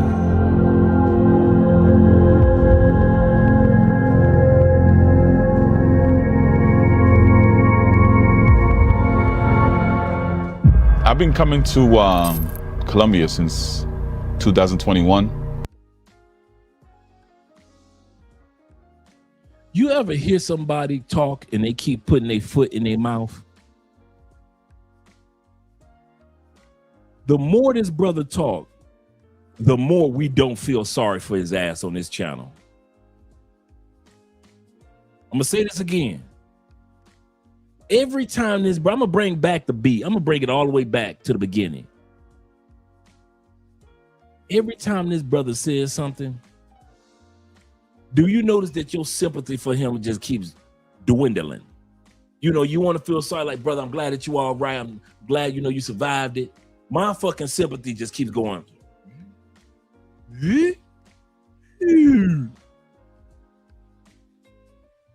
I've been coming to Colombia since 2021, post-pandemic, knowing what was going on.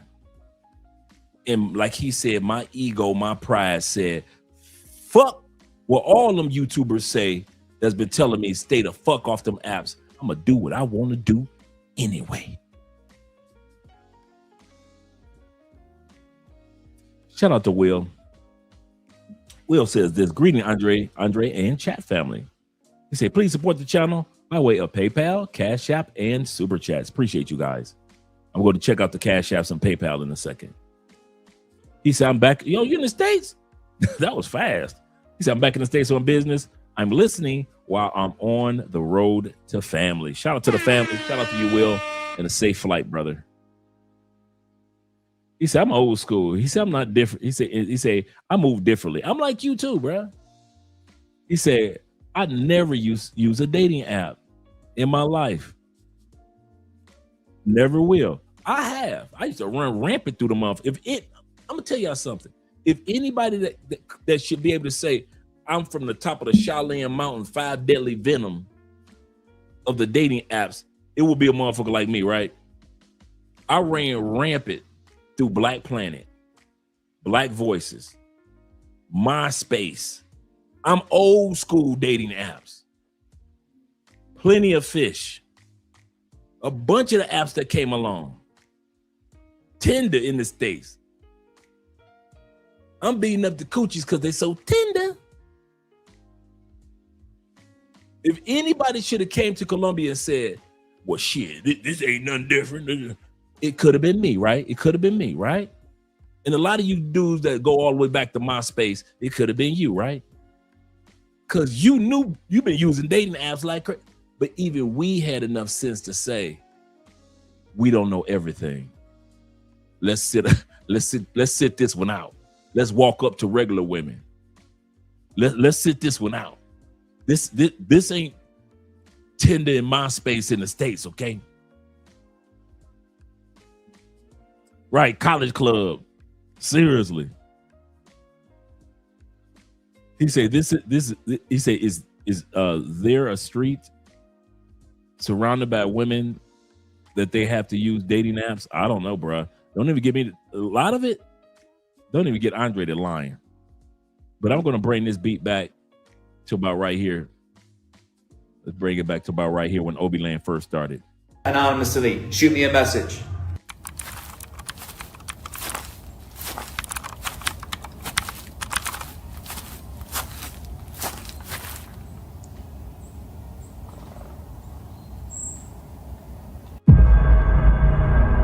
It's about 9:30 p.m. and this Scope Queen is with yet another victim. She feels emboldened because she has never been brought to justice. And for her, it's just another day at the office, drugging and robbing foreigners who visit the beautiful city of Medellín. And while you lay half dead, she will steal your belongings. And trust me, she doesn't care because she feels protected, knowing that in her city, some people don't care about negative news against foreigners, and also knowing there are some people like you who will blame the victim. She expected him to get back on a plane home and cry, but she was wrong as we set a trap for her. She had thought that she had found another tourist who she would steal from, but for the first time in her drugging and robbing history, she's in a predicament that's unexpected. Caught red-handed with a sedative in her bag, desperate, trying to prove her innocence in order to avoid jail, she would do the unthinkable. And so this should let you know the lengths that they're willing to go in order to hide their crimes, confirming that they really don't care whether you live or you die. Blinded by greed and working as part of a criminal organization, this is just one of the faces of the kind of people responsible for the deaths of many foreigners in Medellín. Some people will say, oh, he deserves it, while others will say it's all fake. But if you know, you know. And so this is the story of how the Obi Land team brought to justice one of the most cunning Scopolamine queens.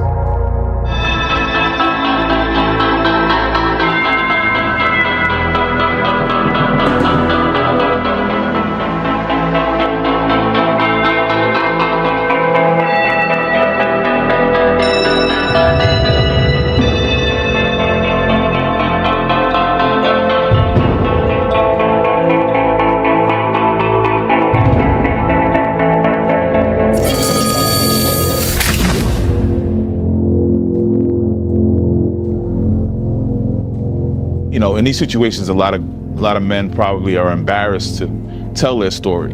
Definitely changed my vibe, I should say. Like when I'm in Colombia, like I was this cool guy. You know, all my friends in the States, they see me constantly flying out and all these different things, and it was just nothing but happiness and blissful memories. And this one obviously tarnished that track record. It happened to me. I had heard horror stories about getting drugged and robbed, and I never thought it would really happen to me. You know, we're men, right? And we have egos. Not to say that I'm egotistical, but it definitely is a situation that will stick with me for a while. You know, this one hurt.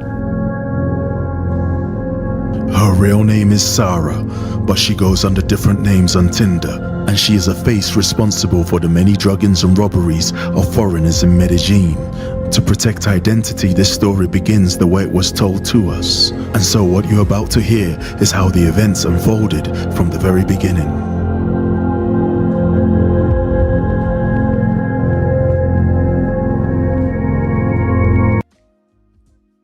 Hey guys, do me a favor.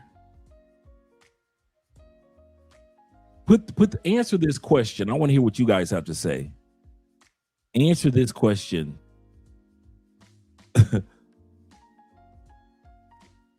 What would you guys say? Would you still recommend visiting Colombia for the first time? The question is not where in Colombia anymore. It's who are you that's going to Colombia. If you're the right who, sure, you will enjoy Colombia. I know plenty of people that come down here year in, year. Remember, Colombia's tourism has grown by leaps and bounds.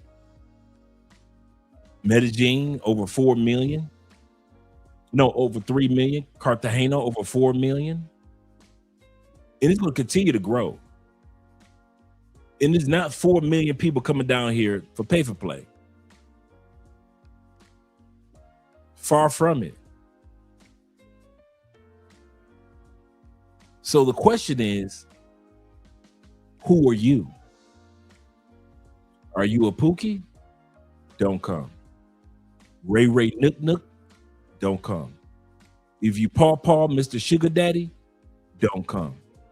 If you can't follow the rules, don't come. If you think that you got to live and die by dating apps, don't come. If you think that you need to come to this country to have your first threesome, don't come.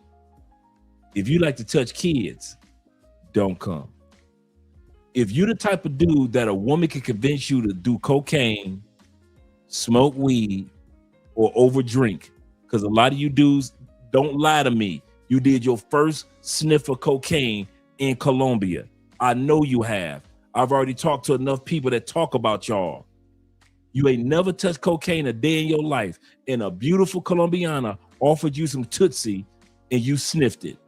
Whether you got hooked on it or not, that's not none of my business. But I know a lot of you dudes that came down here and tried cocaine for the first time in Colombia.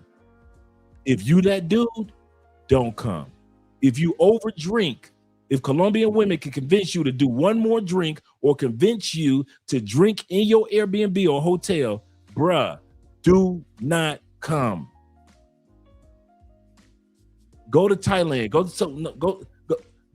to Italy. Go look at some monuments. Go to Morocco. Go to Ethiopia.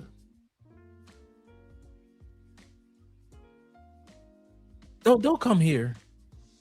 And I mean that. The question is not Colombia anymore.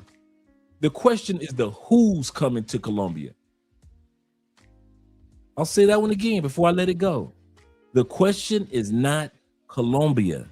It's who's coming to Colombia. Because most people that come to Colombia, we don't have no issues. But if you don't move and act like most people coming to Colombia, yeah, don't come here. Yeah, it's not a good place to come for your first trip. Colombia ain't built for stupid people. Brazil is not built for stupid people. So if you think that you're going to skip Colombia and just go ahead and fly to Brazil, if you think Colombia is not built for stupid people, Brazil is definitely not built for stupid people. It's the who is coming. Ask yourself what type of who you are that's coming. And if you know deep in your heart that you come on fuckery, no, Colombia is not the place to come anymore. Brazil is getting to that point where Brazil is not the place to go if you stupid. If you stupid, I promise you, Brazil is not the place to play around. Thailand and Philippines, I'm telling y'all stay with handcuffs on in the Philippines and Thailand. So you might not get drugged in Southeast Asia, but your stupid ass will get arrested. I promise you that one. That one, I guarantee you. Go ahead, go to Southeast Asia and do something stupid. They will lock your ass up so fast and throw away that key. They do not care in Southeast Asia. You thought it was ICE over there. They lock them up so fast. Foreigners up so fast. So the question is, who are you? Who are you that's asking the question? Who are you that will be traveling? What type of who are you? I know what type of who I am. I know what type of who T-Mac is, Will, Jay Clyde, Jay Fleming, Kobe, my brother Jay in Cartagena with the Airbnb. I know what type of traveler or who they are, but you got to ask yourself, if I come to Colombia, what type of who am I? And if you know you're a person that's on fuckery, a party boy, yeah, this ain't that country no more. Keep your ass in the States. And I'm saying it out of love, really. Said it out of love. Zeta said, don't come to Cambodia fucking around. He said, I promise you, you will find out. Absolutely correct. It depends on the person. He said, I live in Colombia. In general, it is for mature people that know how to carry it. 1,000%.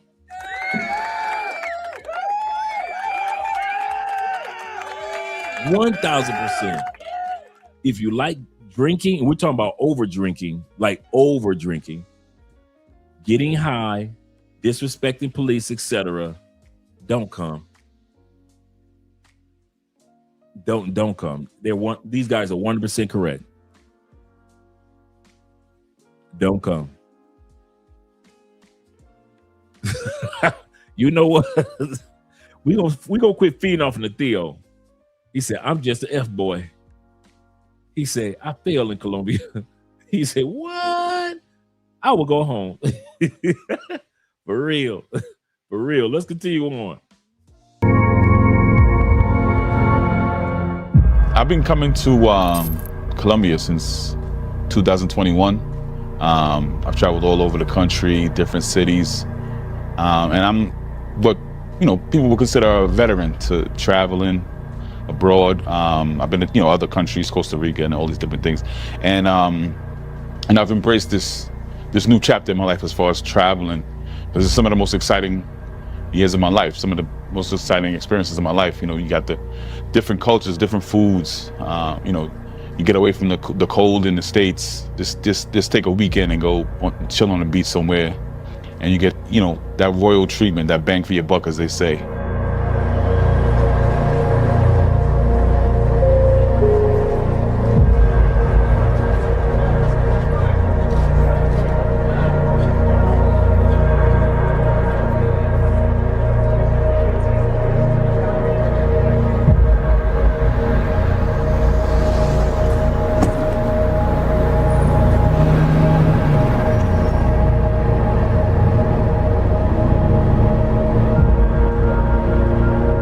So in December 2025, I arrived at Medellín roughly 2 weeks before Christmas for another vacation, another unassuming trip to Medellín. I've been there several times, and just coming for the holidays to check things out. Typical of his time in Medellín, the man at the center of this story, Mike, would usually spend his days visiting expat friends in Medellín, having lunch and walking around the Provenza area. As a person who had visited Medellín several times, he felt extremely comfortable, often considering and reflecting on what life could be like if he relocated full-time into the city. Life in the States is more stiff, I guess you could say. You go wild, you overpaying for things, you trying to keep up with the status quo. Everybody wants to be seen, they living through Instagram and those types of things. But the life abroad, my experiences abroad, they've been more authentic, more real, where I feel like my work is paying off for me, you know what I mean?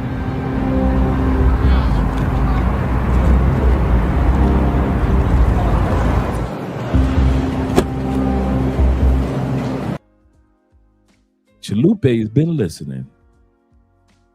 Christmas week, scoping season.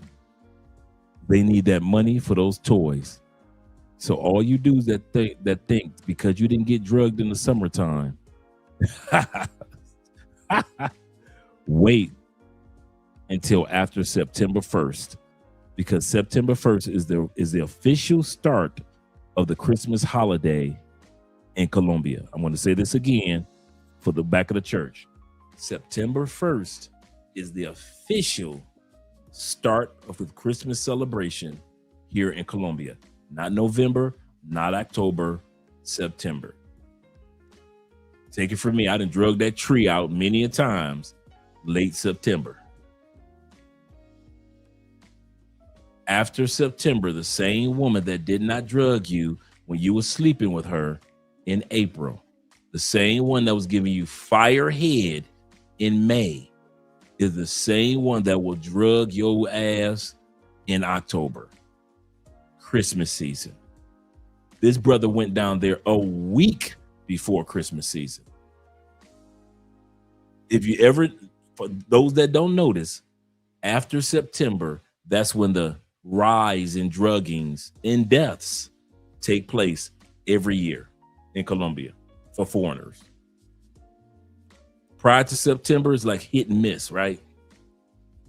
September happens, the numbers just go up like crazy. Christmas season has started. And some of you dudes, me and Andre been saying the same thing for years. Thank you very much, Jalupe. He's absolutely correct. It's Christmas season. And you're going to get robbed in September, in October, yes, in November, and especially December. I think it was 2022 or 2023. 40 people died in Colombia being scoped after September 1st. If y'all think it's a game, 40 dudes died being scoped. I think it was 2023 or 2024. It was like, and it was like really close. It was like really right around November, really.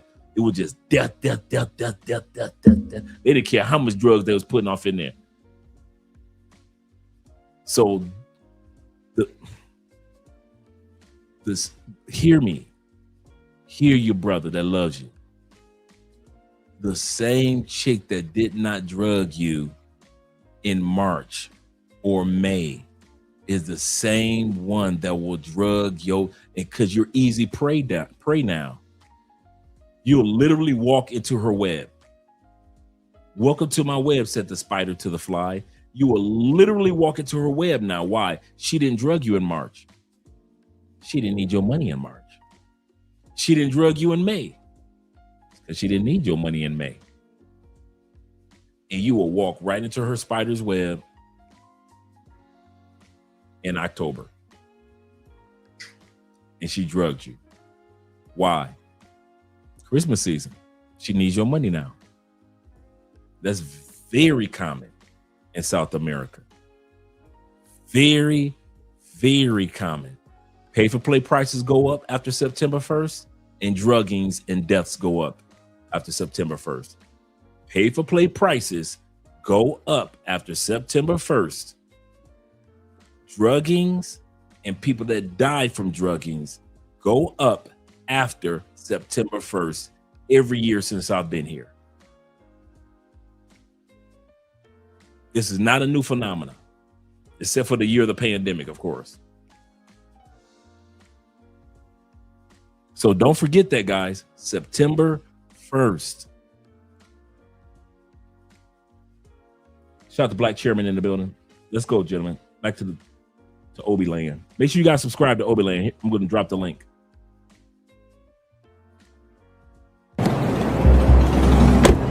You know, I never really wanted to, I guess, you know, to pay for play. So I embrace, you know, trying to meet people on the street or whatever the case was. And for whatever reason, I ended up on one of these social media apps, one of these dating apps. And it was probably more so out of boredom. I had heard horror stories about. Did I not say that?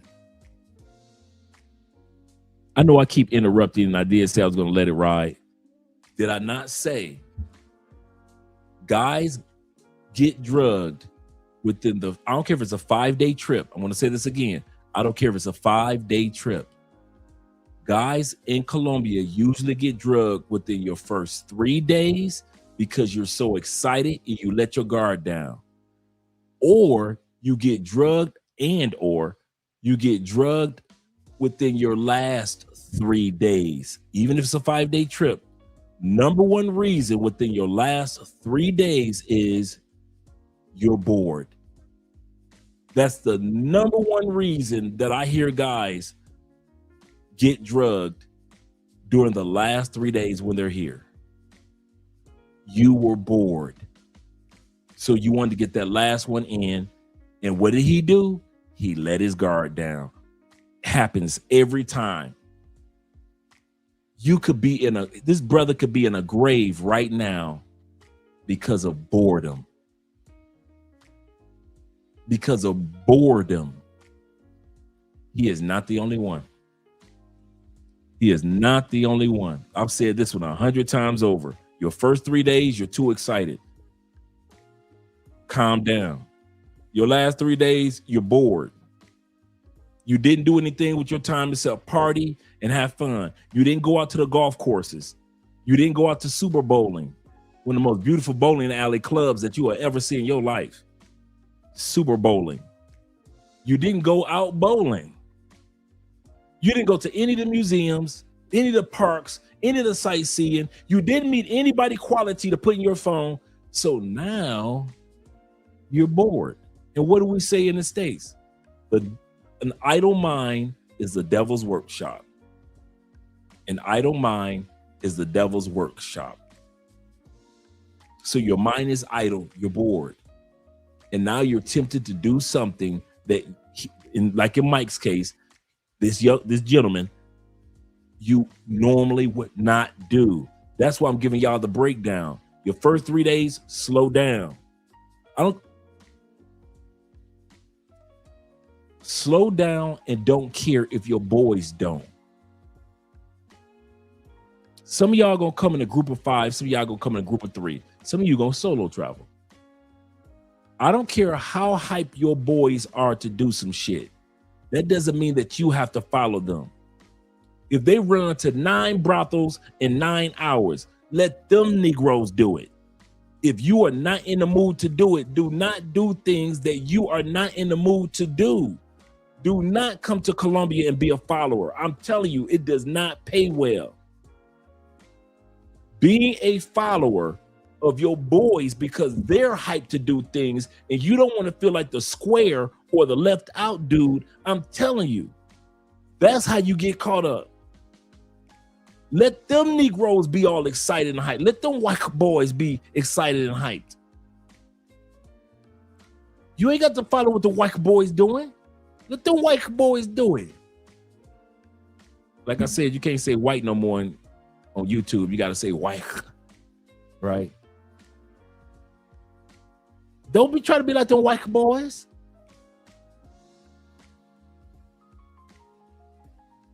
Be yourself, bro.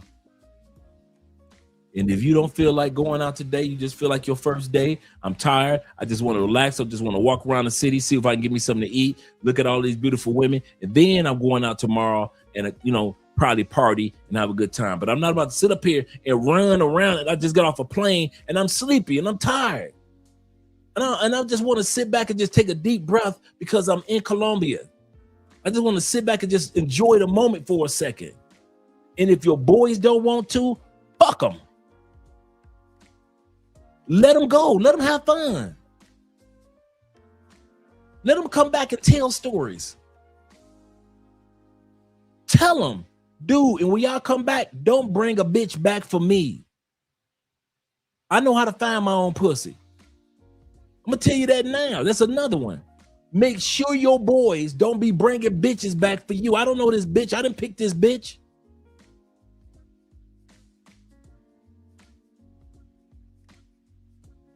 Did we not just make the video a couple days ago?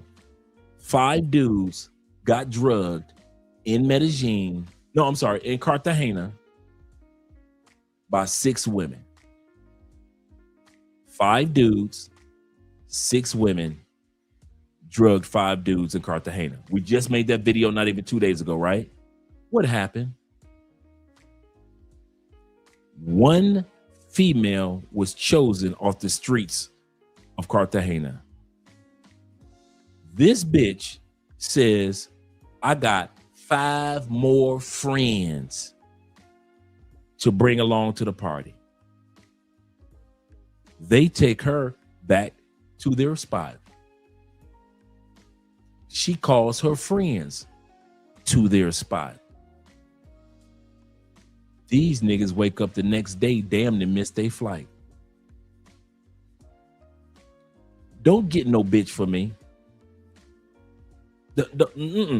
Thank you, but no thank you. Thank you, fellas. No thank you. I get my own. I've been getting my own pussy my whole life. I don't need your help getting pussy. Oh, she is fine. I ain't gonna touch her. Why? I don't know that bitch. I don't know where y'all got that bitch from. Y'all just walked in the house. It was 3 of us on this trip. Y'all walked in the house with 4 bitches.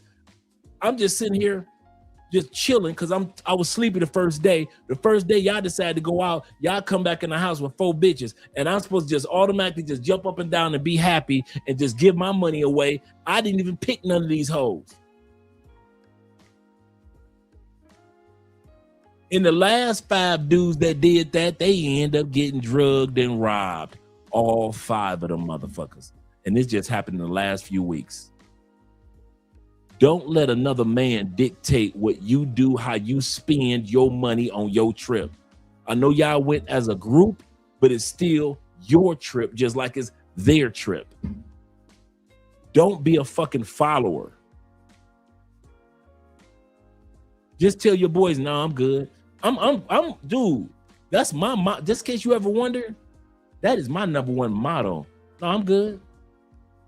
Hey, Dre, we heading over to so. I'm in an exclusive club, right? Exclusive restaurant here in Cali. If you ain't got that money like that, you ain't walking into that spot, right?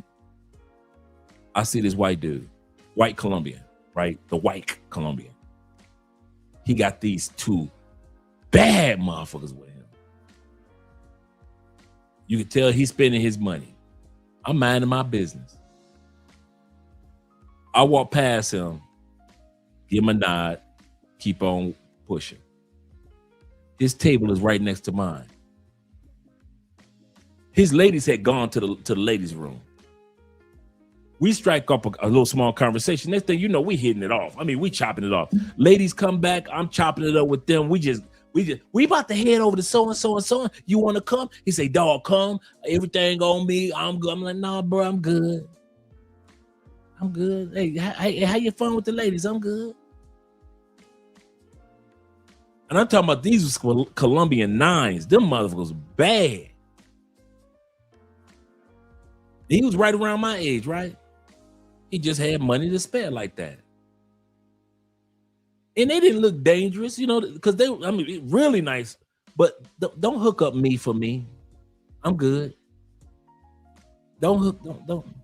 And they weren't saying come back to a hotel room with us and nothing. They were just saying, hey, come to the pergola. And I've been to the pergola club many a times, right? I'm good. I'm fine. I got my meal right here. I got my drink. I'm going home to my wife. I'm good. Sometimes you got to learn to tell your boys, hey, bro, thank you, but I'm good. I'm good. You sure, Dre? Yeah, I'm sure, bro. I'm good. Yeah, man. Ain't nothing wrong with saying I'm good. Let's go back to hear what the brother had to say.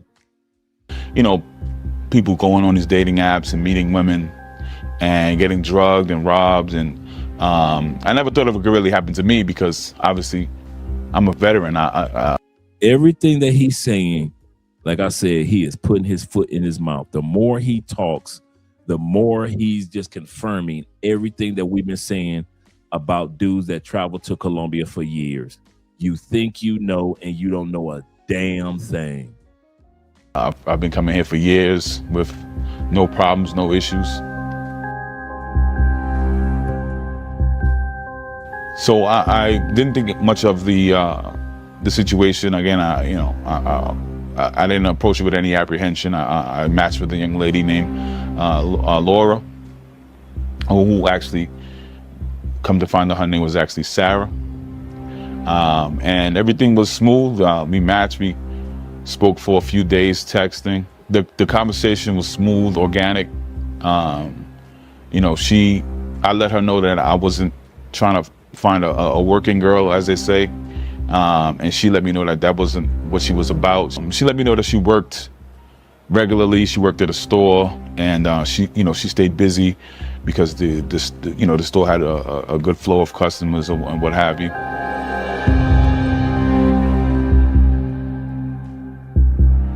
You know, we spoke for a couple of days and everything seemed normal, genuine. And we exchanged numbers. We contacted each other on WhatsApp and continued to, text each other quite regularly for the next couple of days. Ultimately, we decided to meet in public, go out, have a date. And I suggested a bar, have some drinks, and we get some food. But she said that, it would be a more financially sound option to just meet at my apartment. We could just, have drinks there, and it was more of a better atmosphere to just talk and not be interrupted by a lot of people or noise. And I decided to, invite her to my apartment.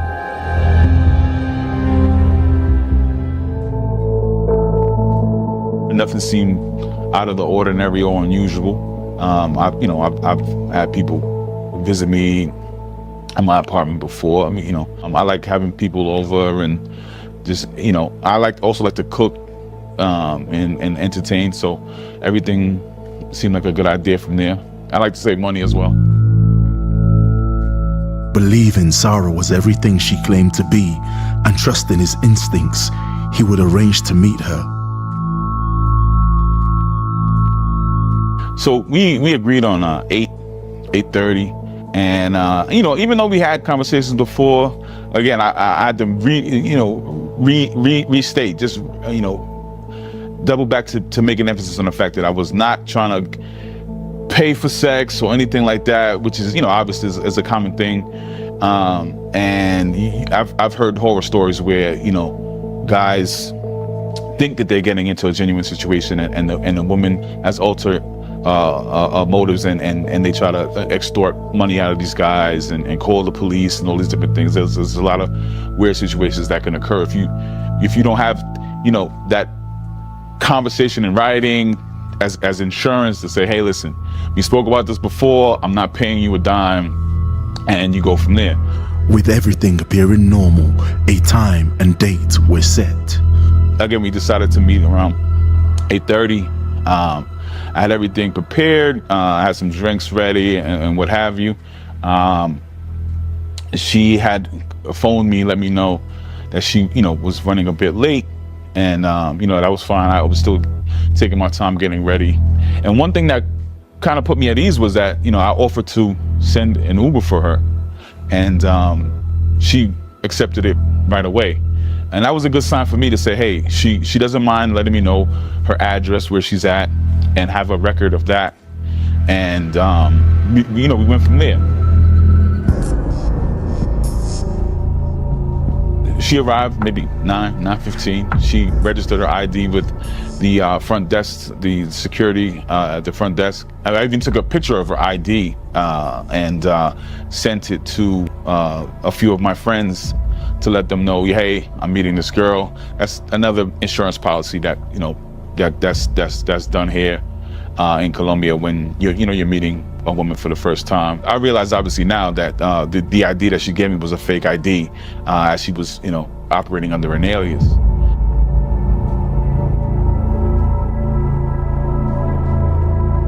So once in my apartment, I did notice that she didn't look exactly like her photos. I mean, she put a little bit of, she put some weight on, but at the end of the day, we had established a bit of a connection prior to me meeting her. And, people have pictures on their social media and on these dating apps that might be a bit dated.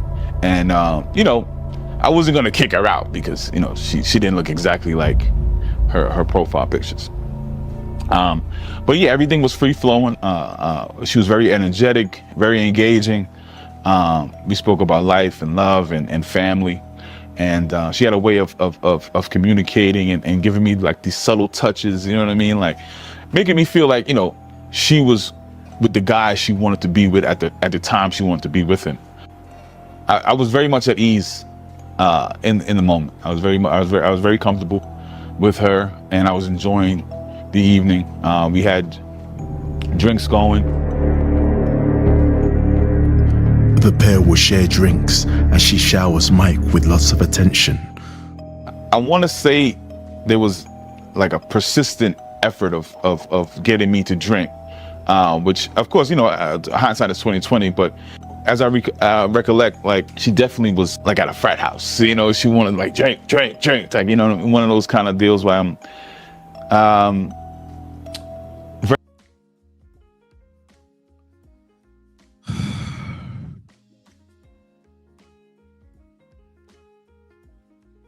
She said like a frat house. Drink, drink, drink. You've been to Colombia since 2021. You said you really don't do pay for play, but you decided to do it anyway. Or at least decide to get on the dating app.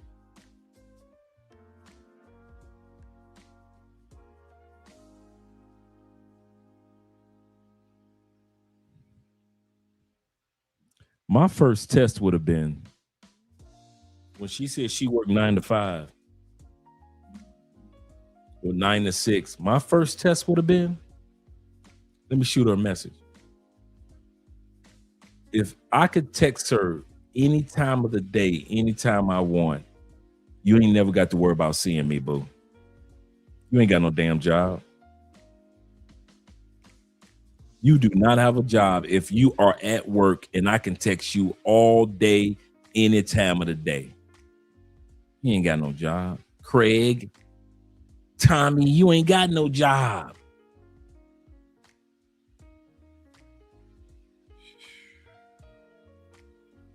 very much so trying to maintain control of the situation.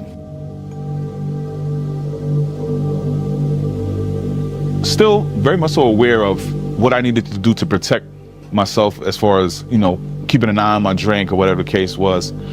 Again, if I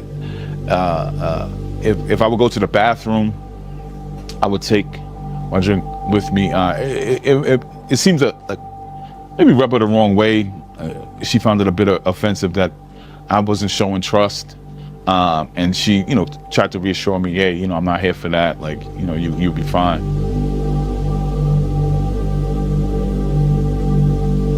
The night continued, and again, she was engaged up to a point.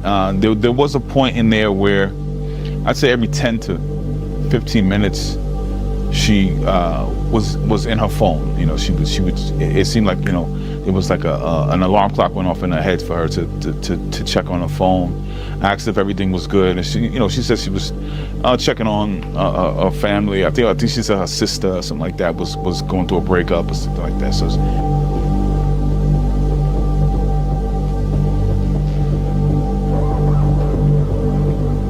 that's exactly how y'all be looking, boy. Y'all be swearing y'all about to tear that coochie up. That's exactly the face that y'all be giving, boy. I'm gonna be tearing this coochie up all night long. Y'all be looking at that coochie like y'all Lionel Richie. All night long, all night. That's, you know what the look that he giving? I want sex in the kitchen, over by the stove. I want put you on the counter, by the butter roast. Hands on the table, on the tippy toe. Girl, we'll be making love like the restaurant was closed. Y'all be planning on making love like the restaurant was closed. That's the look that he giving. No, not knowing he ain't gonna get a chance to smell that pussy. He ain't gonna get a chance to sniff it.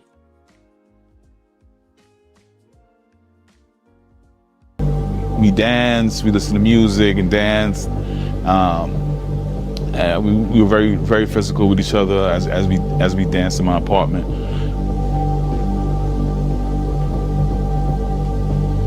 As the night progressed, Mike would keep a close eye on Sarah's movements, and everything seemed to be unfolding as expected. However, in an unexplainable moment, it will all change. Damn, that was fast. Wait a minute, we got to bring that beat back. That was fast, boy. She moved with the swiftness. I'm going to tell you this, and I mean this from the bottom of my heart. I'm serious about this. Gentlemen, if you feel you need to bring your drink to the bathroom, as soon as you walk out that bathroom, walk straight to that living room door, open up that door, and kick that bitch out. If your spidey senses are telling you, go ahead, grab your drink, and go to the bathroom. If you got to do that shit, you might as well go ahead and kick the bitch out, bro. And I know it's hard for a lot of y'all to just kick some regular pussy out the door. I got you.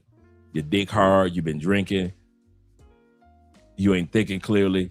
But I'm telling y'all, man, y'all better learn. Y'all have asked me to show y'all a lot of stuff about Colombia. Y'all need to start reaching out to me and say, Andre, could you teach me how to kick a bitch out?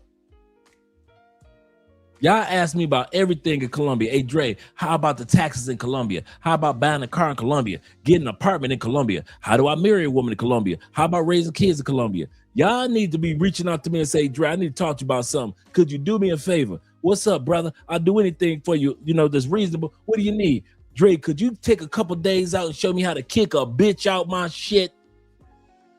Because I don't know how to kick bitches out. And it seems like you know how to kick a bitch out. Could you show me how you be kicking bitches out? That's what y'all need to be reaching out to me for. I will teach y'all the Kama Sutra of kicking bitches out your shit. Man, I'm telling y'all, man, dude, rule number one, by the time I grab that doorknob, you better be grabbing your motherfucking shoes. Rule number two, ain't no excuses. I gives no excuses for kicking a bitch out. Ain't no, but why? Bitch, I give, no. It is your job to grab a doorknob. You ain't got no other job. Ain't no sitting down counseling with her, explain to her why you feel how you feel. Ain't no her hugging you, trying to convince you. No, bitch. I'm walking, dude. First rule of kicking a bitch out your shit, walk directly to your doorknob. Grab it. Let her know. Grab your shoes. I don't think this gonna work. I don't give a fuck if she cussing you out all the way to the motherfucking parking lot. Watch her walk the fuck away. Y'all don't know how to see. That's the problem. That's probably the number one problem why y'all get drugged. Y'all don't know how to kick a bitch out and replace a bitch. Man, you know the bitches out and kicked out and called another bitch up. Fuck you too. Hey, LaWanda, what's up, girl? Nothing. It's only 10:30. Stop tripping. Get your ass over here. Girl, just if you don't come over here, I'm gonna come over there. All right. I'll be there in 20. Y'all don't know how to replace a bitch. Y'all think that the only bitch that y'all see presently is the only bitch that you can get that night. So you be like, fuck it, I'm gonna go ahead and tolerate. Not me, man, shit. My doorknob kept my fingerprints on it. What? You say what? I'll just stand up, grab the motherfucking doorknob, grab your shoes. Grab your shoes, grab your purse. You know how many bitches that have told me, because women got such huge egos. If y'all knew, if I had $1 for every female, true story, if I had $1 for every female that told me, you kicking this out? You don't want this? If I had $1 in crypto for every chick that told me, you gonna kick this out? You gonna get rid of this? As if they ass was special. I wouldn't even answer. I'd just be like, did I not say get your shoes in your purse? You ain't shit. Fuck you. I got a man anyway. Fuck you. I let them cuss me out while they walk into the parking lot. You ain't shit, Dre. Fuck you, motherfucker. You ain't shit. I be like the Beverly Hillbillies. Y'all come back now. You hear? Y'all's come back now. Be like the Beverly Hillbillies on them bitches. I'm just waving bitches goodbye. I'm like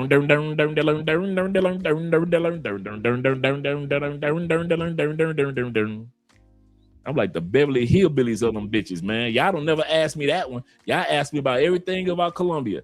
Ask me how to get rid of a bitch. Everybody's replaceable. Never treat any woman on this planet like I don't treat my wife like she can't be replaced. And I don't let here we go. I don't let my wife treat me like I can't be replaced. Nigga, I ain't replaceable. I'm not irreplaceable. I can be replaced. I ain't one of them dudes that sit around like, hey, Andrea never get a man like me. Bullshit. This is a planet we live on. 9 billion people. I'm replaceable. You replaceable. And all women are replaceable. Not saying that we want to replace them, but we are all replaceable. We don't have a monopoly. Our women don't have a monopoly. Man, y'all better learn how to kick bitches out y'all. Some of y'all need to just walk into y'all Airbnb right now and just practice on the hold the doorknob. Open the door, close the door. Open the door, close the door. Open the door for a bitch, close the door when you're kicking a bitch out. You better know how to open and close some doors on some bitches. I would rather take a L and live than think I'm winning and I end up on the other side of the fucking planet of Saturn because I died. I'm sitting up there thinking, I'm winning. I got me one tonight. I'm winning. And that bitch been plotting to drug me my whole night. I would rather take that L. I kicked that bitch out 3 hours ago. But hey, I ain't getting no pussy tonight. I'll take that L. I will take a L of not getting pussy that night. I don't care if it's a 5-day trip. 5 motherfucking day trip. If I ain't get pussy on day 4, okay, I'll take that L. I'm still alive. Some of y'all don't know how to take no L's. Fuck that. I'm an L taker. If I don't get no pussy that night, oh well, man. Sports Center it is. Anime it is. Let me turn on the anime shit. Oh, Demon Slayer? Let me watch Demon Slayer real quick. Oh, Demons May Cry? Let me watch that one right. Let me watch that one real quick. Oh, no, I already saw that one. Let me go and turn this other anime on. Oh, Attack on Titan? Okay, let me watch Attack on Titan again. I'll be an Attack on Titan binging motherfucker before I let a raggedy bitch stay in my crib all night. And you better learn how to kick a bitch out. And I'm serious with that one. I'm talking about even in the States. Y'all better learn how to kick bitches out. Because when it's time to kick your ass, you know who I learned kicking bitches out from? I'm serious. I mean it from the bottom of my heart. I learned to kick bitches out because bitches ain't never had no problem kicking our ass out. I didn't learn how to kick bitches out the house from men. I'm going to tell you that now because men don't know how to kick bitches out. I learned from watching women when it's time to kick our ass out. Women don't care if it's 4:17 in the morning, 34 seconds. A woman, when she ready to kick you, you got to go. Girl, you tripping. You got to go. See you on that bullshit. Do, do, do. Officer, we got one.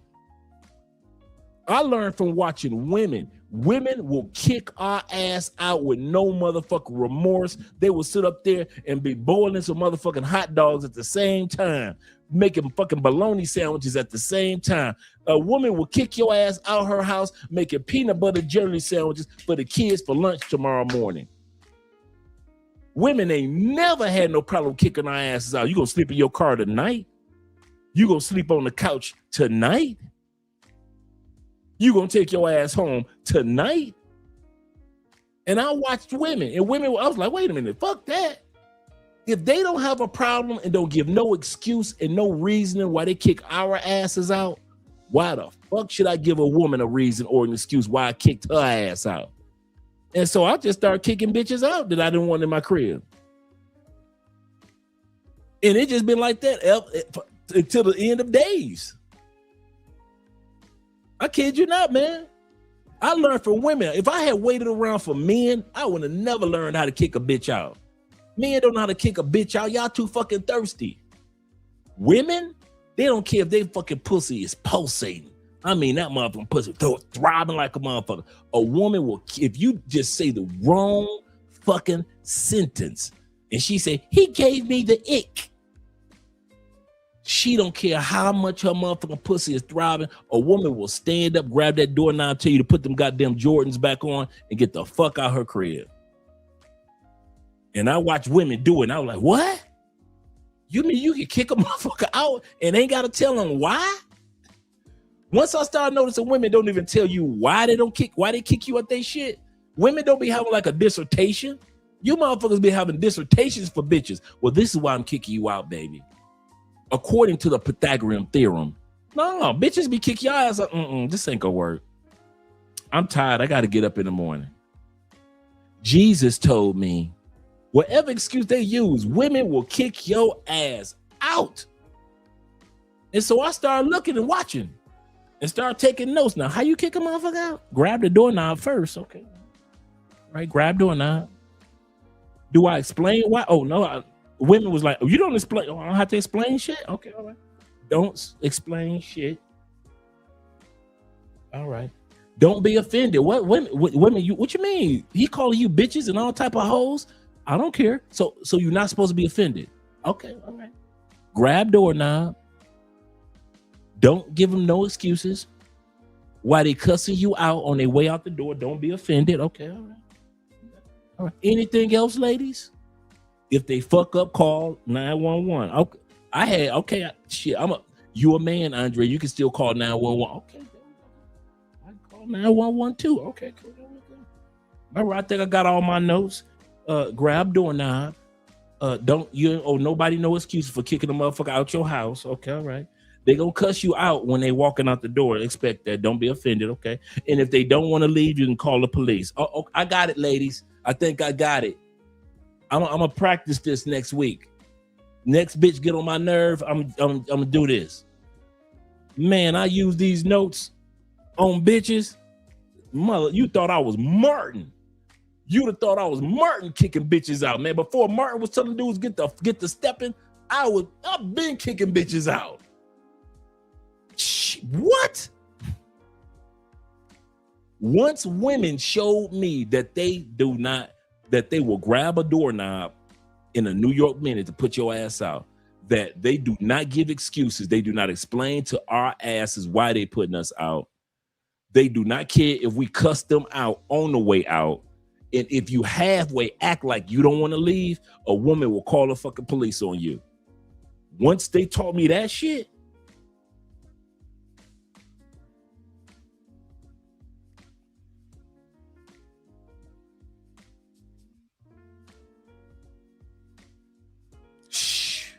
I wish I would be like the rest of you simp ass motherfuckers that don't know how to kick a bitch out. I wish I would act like, well, that's the only bitch I'll be able to get tonight. Because women also taught me this. And I'm gonna have another motherfucker over here tonight. A woman will kick your ass out, call the police on you, and have a new dick over there by 6 a.m. She kicked your ass out at 3:45. It's a new dick in the house, fucking her ass, got her ankles up in the air like this by 6:14. Damn near 2 hours later after she done kicked your ass out. Women ain't never had no problem replacing us. We the ones that's all bitchy and don't want to replace and think that if I let this one go, I ain't gonna find another one. Shit. I learned from women. I ain't gonna lie to you. This one, I can't give it to us guys. There's a lot of stuff I've learned from men. Putting bitches out. I didn't learn that from men. I learned that from women. Shout out to the ladies. Shout out to the ladies. Shout out to the ladies. Let's go back to the video. Y'all better learn how to put bitches out y'all shit. went there with a drink in the bathroom. I gotta carry a drink to my bathroom in my own motherfucking shit that I'm paying for. If I gotta go through all that, bitch, you got to go. So around maybe 2:30, 3 a.m., the night was winding down, and that's when things went blank. Like, I honestly don't know what happened. It was, I mean, you know, when they say you lose time, like if you were to show me a video of myself in my apartment that night, I wouldn't believe it. Still to this day, I wouldn't believe that was happening, because that's how blank everything went. That's how. Let's bring this back when they were dancing. I'd say every 10 to 15 minutes, she was in her phone. You know, she would. It seemed like, you know, it was like an alarm clock went off in her head for her to check on her phone, asked if everything was good, and she said she was checking on her family. I think she said her sister or something like that was going through a breakup or something like that. So.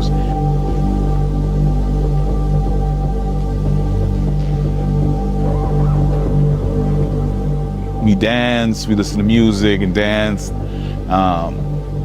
And we were very, very physical with each other as we danced in my apartment.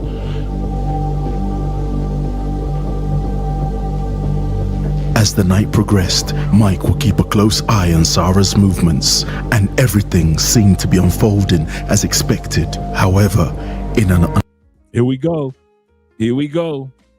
They dancing. She pulled it out her bra. She pulled it out the bra. Watch this. unexplainable moment, it will all change. Damn. Damn. So around maybe 2:30, 3 a.m., the night was winding down, and that's when things went blank. Like, I honestly don't know what happened. It was, I mean, you know, when they say you lose time, like if you were to show me a video of myself in my apartment that night, I wouldn't believe it. Still to this day, I wouldn't believe that was happening, because that's how blank everything went. That's how empty everything went.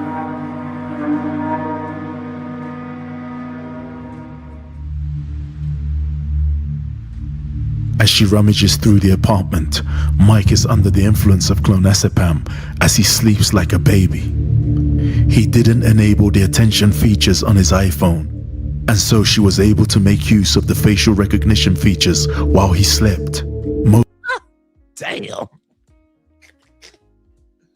Oh my God.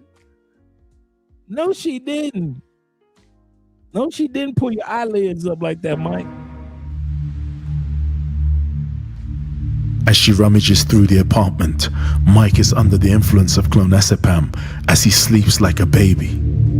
He didn't enable the attention features on his iPhone, and so she was able to make use of the facial recognition.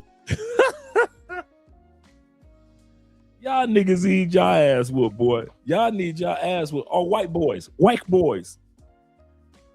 All you white boys out there, y'all need y'all ass whooped, man, for this one. She'd have put a facial. I told you, Zeta, you're gonna need a popcorn bowl for this one. The big bowl of popcorn.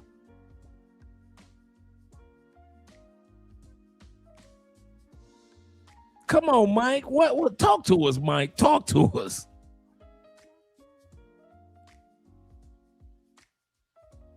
This is facial recognition like a mom. Features while he slept, most likely directed by an iPhone expert who is part of the criminal group. She would make further configurations before leaving the apartment.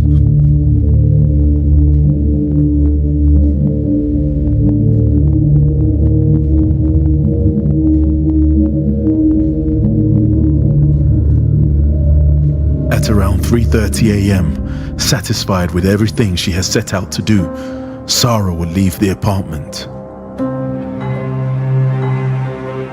How come she finished her drink and took the drinks? I told y'all that's what the women be doing. I told y'all that they finished their drink and she just took the rest of the drink.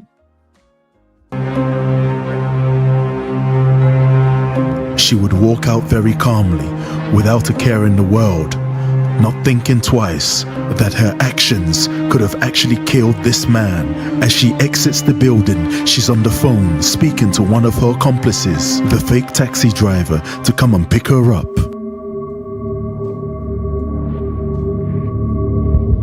I wake up. It was weird. It was weird. I didn't feel sick. I didn't feel, dizzy, hungover. I probably felt like really sleepy when you wake up from a deep sleep. I just didn't feel right. I knew something was wrong. Gathering myself and searching around for my phone. I couldn't find my phone, but it was weird because everything else in my apartment was intact. As far as belongings, the only thing I couldn't find was my cell phone. And of course, I later found out that she had taken my cell phone and accessed my bank account, and my cryptocurrency wallet was emptied. And it was strange because all of these things, you would need facial. I don't know how she accessed it. I keep trying to tell y'all, stop sleeping on them, and they know how to open up your wallets, your crypto wallets. My phone in his way because you need facial recognition and these things.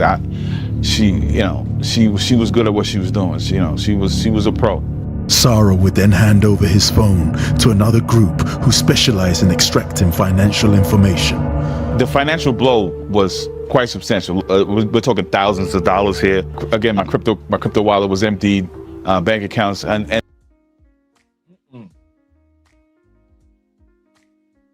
all of these things, you would need, facial. I don't know how she accessed my phone in this way because you need facial recognition and these things.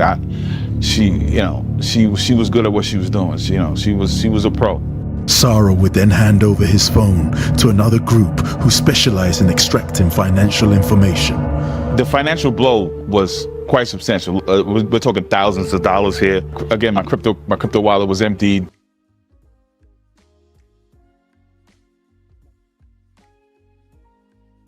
Cleaned his ass out.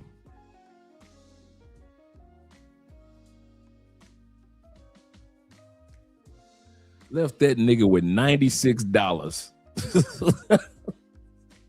Left that nigga with $96.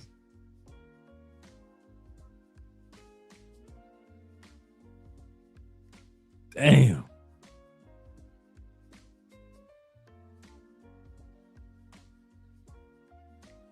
Talk to us, Crypto Dragon. Talk to us. He said, that's why I got a cold wallet. Absolutely correct.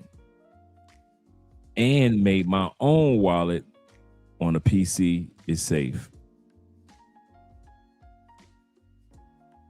Got him.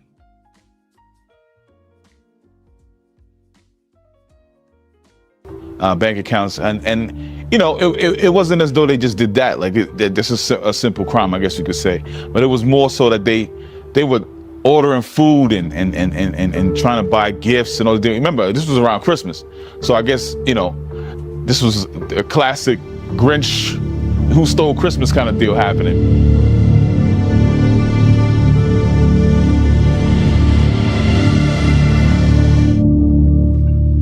I was devastated. I felt violated, and I was stuck. I still had a few more weeks left on my trip, and I was in a jam, and I just didn't feel right tucking tail and leaving the country without some sort of closure or justice.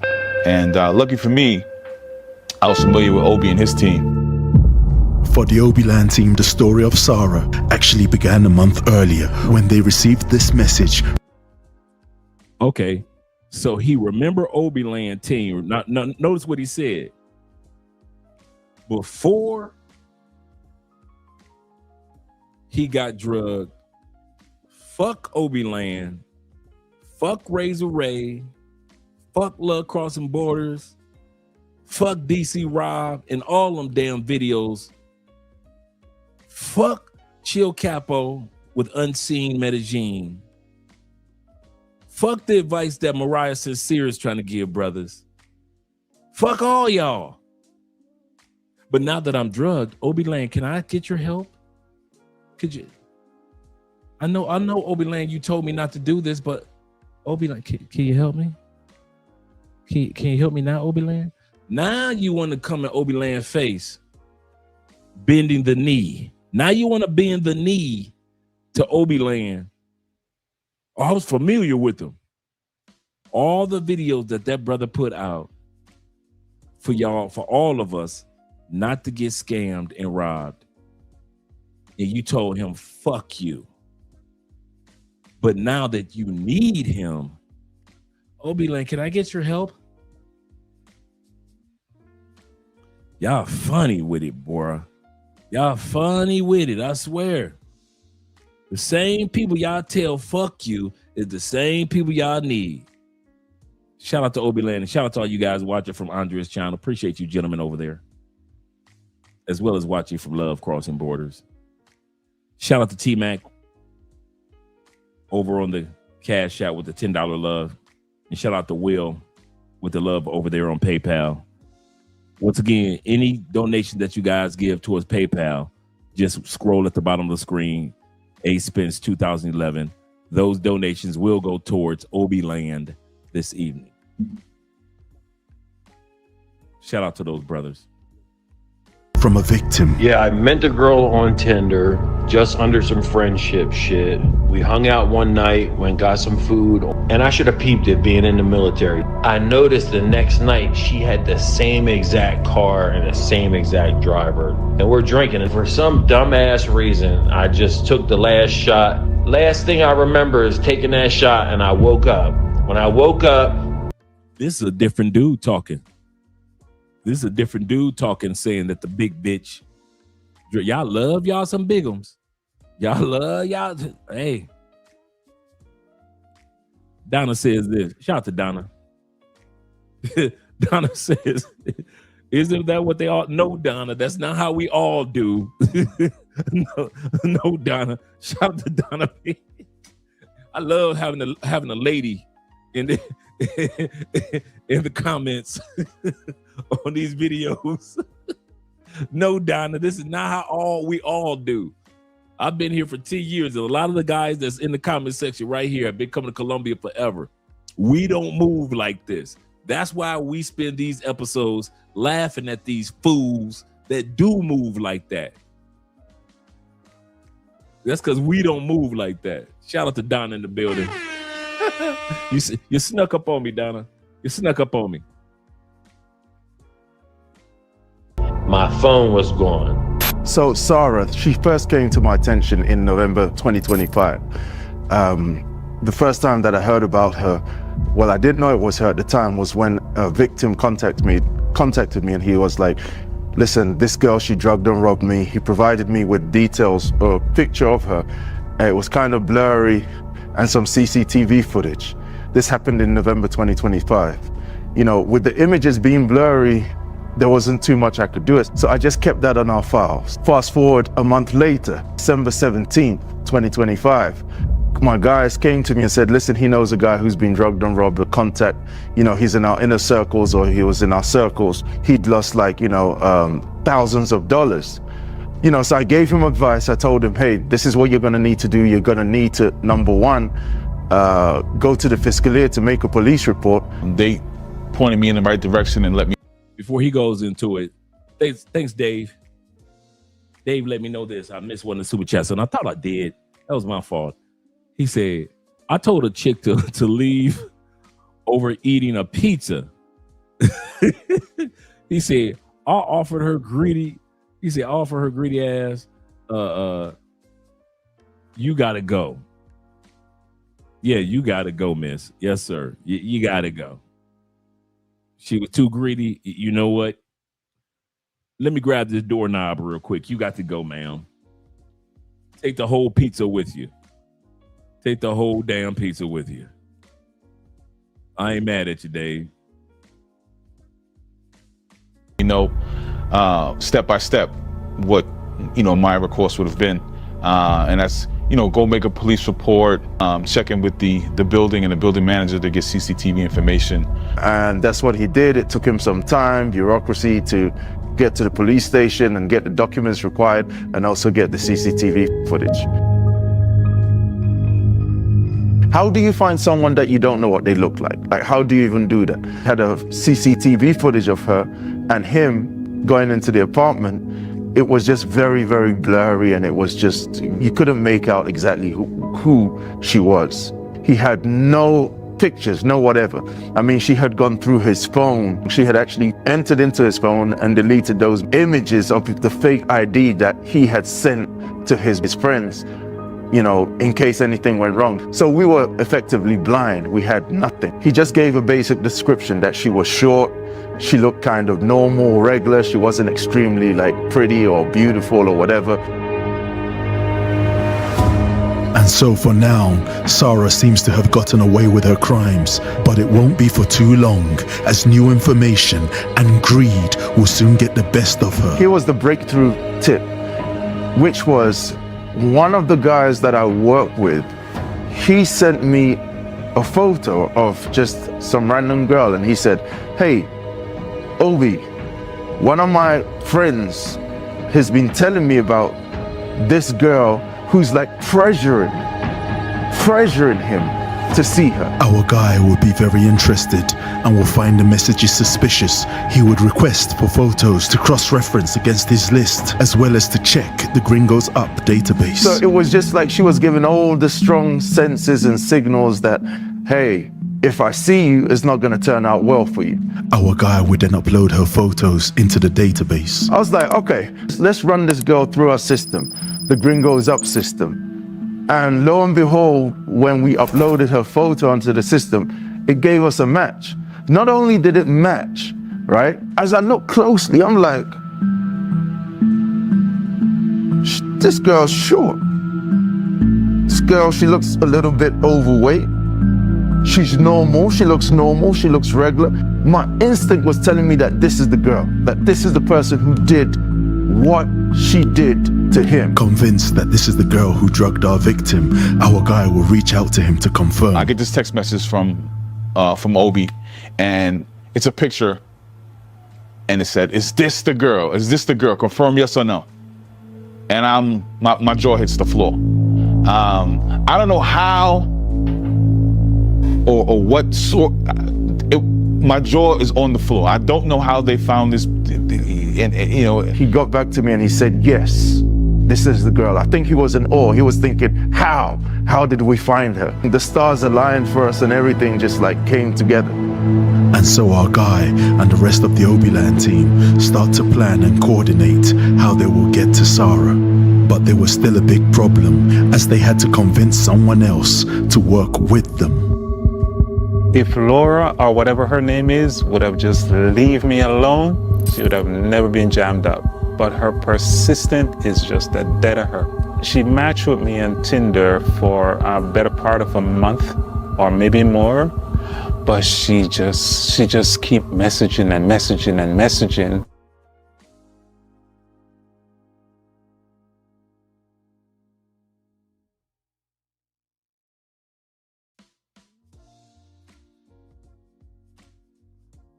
That she'd been sending me to one of my friends, and I was like, I know this girl is trying to drug me. Do you know her? Have you matched with her on Tinder? And he was like, no, but you know what? Let me see if one of my friends know who she is or is on his radar. And so the rest is history, as our guy will reach out to the potential bait, trying to convince him to do something good but risky. Who's Obi? And I've never even heard of the Obi Land team at that point. He doesn't know me from anywhere. I said, hey man, listen, this girl, she obviously thinks you're a good victim and she's been on you for a month. He was a bit apprehensive. Obi gave me a call that night. I was still a little bit iffy. Tell me what they do, how professional they are, and actually bullied me, into you know what, see this through. So I spoke to him for a long time. We were on the phone for about an hour or two, and I told him, listen, help us save a life. Help us do something positive in the sense that this one action might benefit somebody else in the future. And then when I I thought about it seriously. I'm like, you know what? If we can get one more at these scope queens off the street, it's a win. And he was able to see my brave guy. You know, he was brave. You know, he was like, okay, I'll do this. Obi, I'll help you guys to set up this girl and to bring her to justice. And so, doing what 99% of people wouldn't do while on vacation, our bait decides to work with the Obi Land team. 18th January, and our bait, who we're going to be referring to as John, has been keeping in contact with Sarah with the objective of setting up a date. In contact with her, and we're gonna set up a sting. Set up a date for the next day. He sent her a text message and it's like, okay, listen. He was like, yeah, I'd like to meet you. Let's meet up tomorrow. So we made arrangements. And so, without Sarah realizing, the balance had already shifted. You know, when I went to the Obi Land team and, you know, they convinced me, they basically convinced me to come over, you know, let's get everything set up.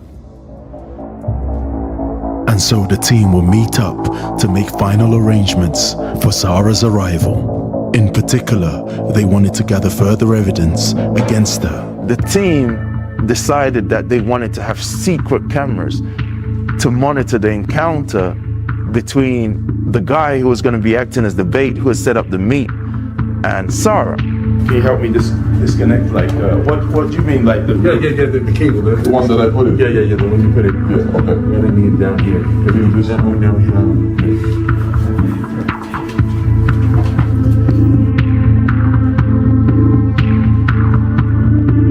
But I don't have those. I think one of them in Cartagena. And then just a second. The objective of placing hidden cameras in the apartment wasn't just to monitor the situation, but to capture Sarah in the act of attempting to drug the bait, which can be used as further evidence against her. So, it's got the camera.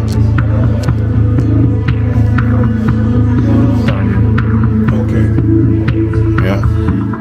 So Obi hit me up to do some of the background logistics. The anticipation was really high. And I was there to set up a lot of the cameras. I put them in the hallways, the bedroom, the kitchen, and we were really ready. We had the camera set up in the apartment, and you know, as I'm going through the process with the Obi team, I'm excited. You know, I'm amped up. I'm ready to see this woman. I'm ready to confront this woman and let her know that she didn't get away with it. Sarah had called earlier requesting white wine and grapes. Our bait obliged, but the boys make fun of the request. It's diabolical, right? I know that guy. Oh, thanks for the light. It's fucking diabolical. Great. So no, I'm just... Okay.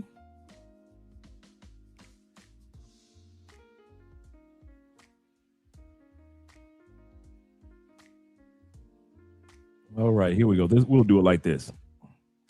We will do it like this. Give me a second. I don't know what caused that.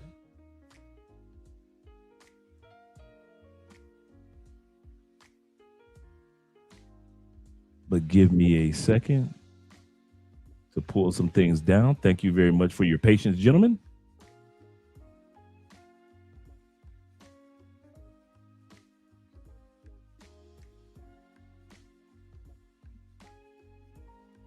Let's go here.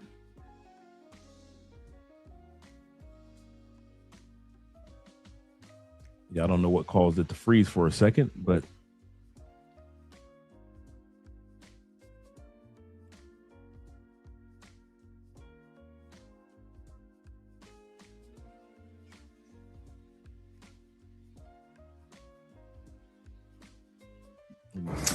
Hey.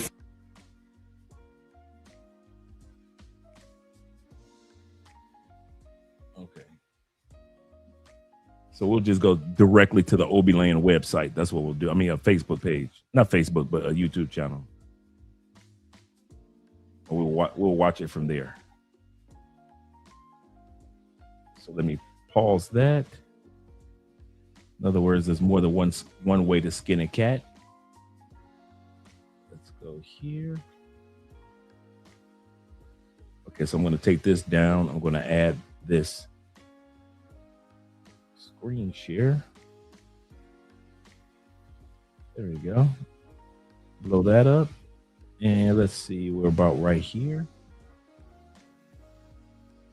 Drugs. We're about right here.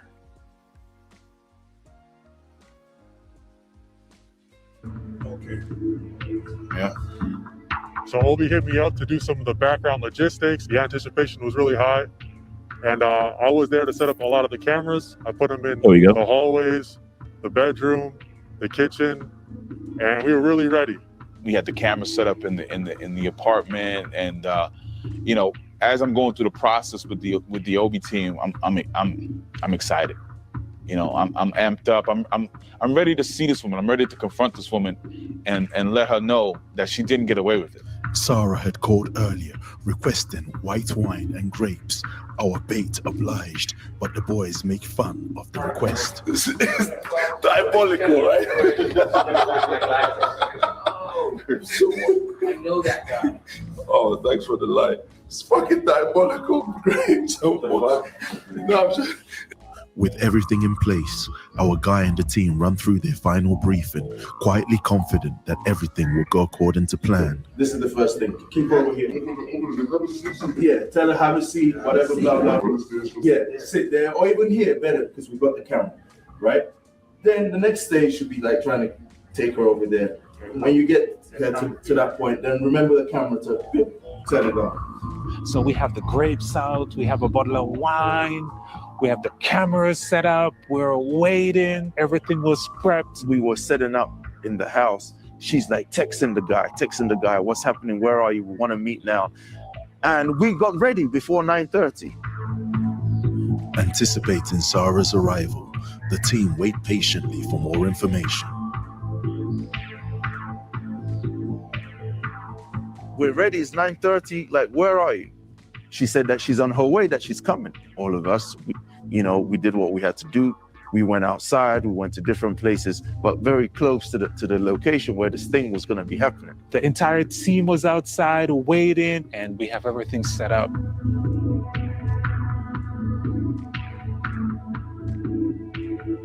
10:30, she don't respond. Man, thinking like, what the fuck is going on? Fucking 11:30, she don't respond still. 12:30, 3 hours after the meet date, 3 hours. Then finally about 1 a.m., man, damn, I told the guys, listen, we gotta wrap this show.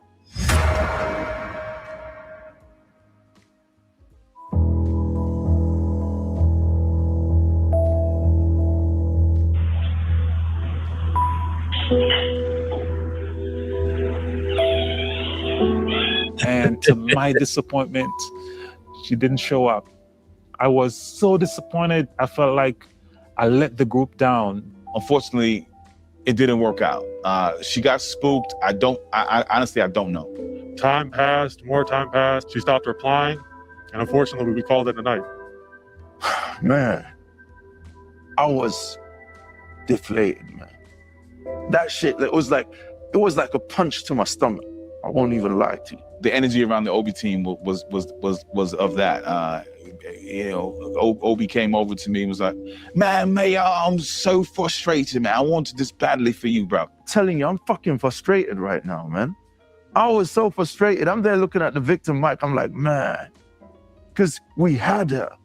It was deflating, but at the same time, I appreciated the energy and the drive that he demonstrated in that moment. That we weren't going to give up. The team would discover that Sarah had grown suspicious of the address provided, but more importantly, the person they had been communicating with wasn't her at all. It was a man posing as a woman, and Sarah was just the face for the meetups. All hope appeared to be lost, but greed would get the better of them. I was just kind of scrolling, and guess what?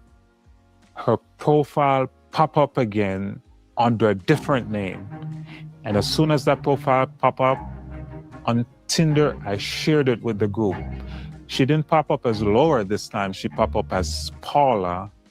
I shared with the group. Here's the crazy thing about all of this scenario. As that was happening, the guy who was acting as the bait, he has sent to us the link, right? I just clicked on the link myself, and there she was. It appeared. This was like after the whole, deflated thing. So I just like sent her a super like, man, like it is what it is. Went to sleep. That was that. That was on the Sunday.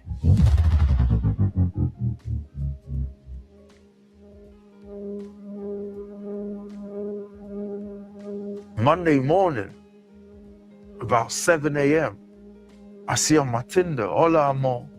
I'm like, what? I'm like, what? This is the girl that we tried to like trap the last night. And she's telling me, hola amor. So I respond, I'm like, yeah, what's up? ¿Qué más? ¿Cómo vas? Blah, blah, blah, blah, blah. Surprisingly, Sarah, or the man posing as her, matches with our guy on Tinder and a conversation begins. The very next day, probably less than 24 hours later, Obi lets me know that he's set up another meet with this woman. My jaw is on the floor. I don't know how they found her, but here we go. We go from the highest of highs to the lowest of lows, and then right back to where we. Let's go get it. Sarah, or the man posing as her, now using the name Laura, will start conversation and suspiciously will request multiple selfies. She would always ask you to take a selfie, like every 10, 15 minutes. Where are you? I think that was her way of verifying that you're actually the person that you say you are. She's got her guard up because she knows what she does. She knows that she's a criminal. She knows that she drugs people, she steals from them, and possibly people are maybe trying to get some payback, get back. The conversation continues, and she quickly steers it towards meeting up for some drinks and getting to know each other better. She says she's not looking for any money and will feel safer staying inside with our guy.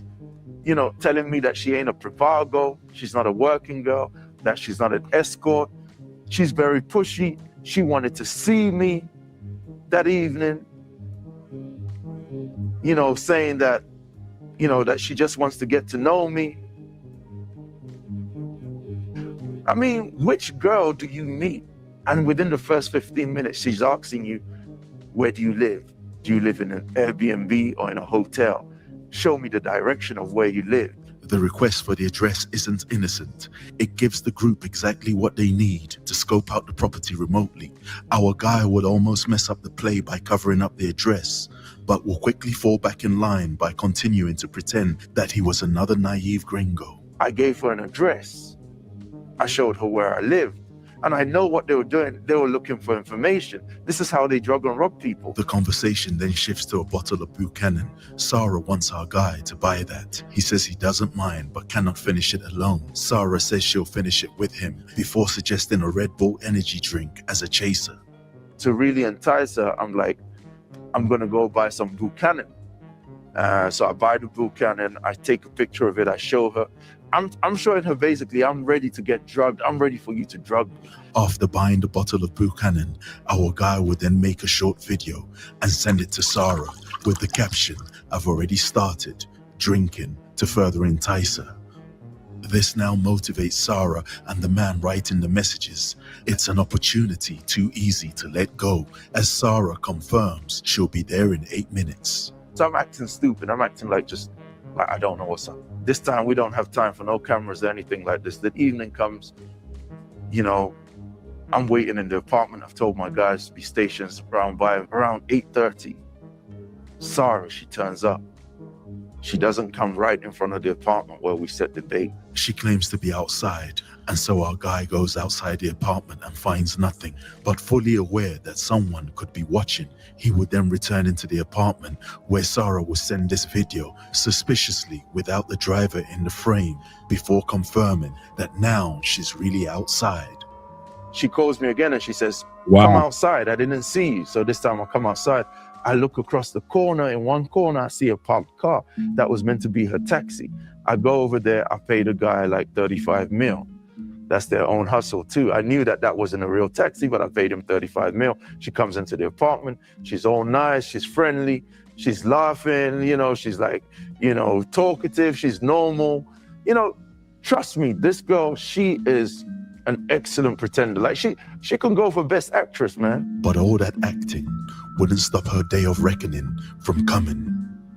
To be honest, man, I got tired of playing this game with her, man. So I just, I told her, give me a second and I text on my phone 11111 to my guys, which means like, get the fuck here right now.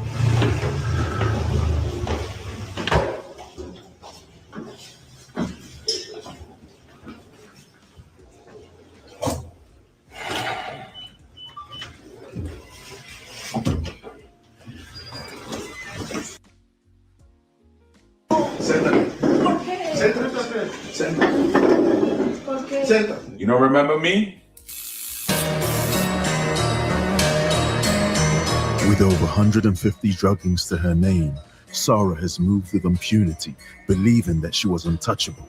She has brought misery and pain to hundreds of tourists, and now it's time for her to face justice.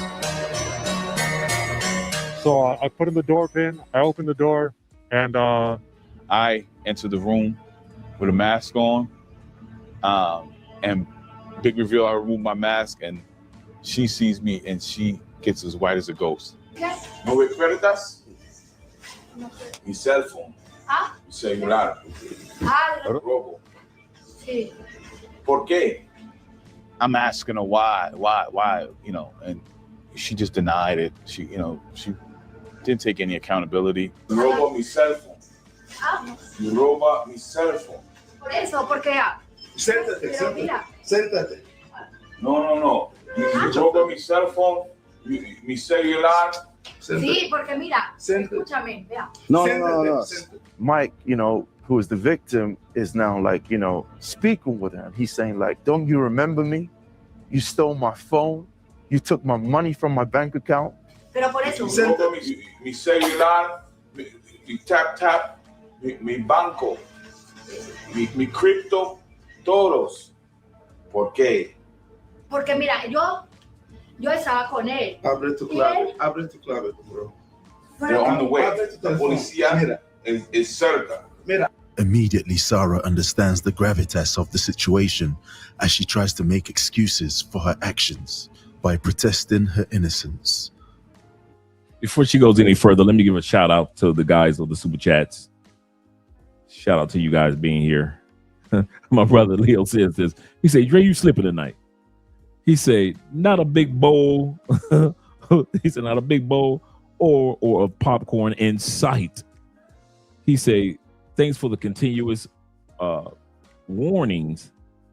And I know that it will save lives and bank accounts. Yes, sir. Thank you very much, brother.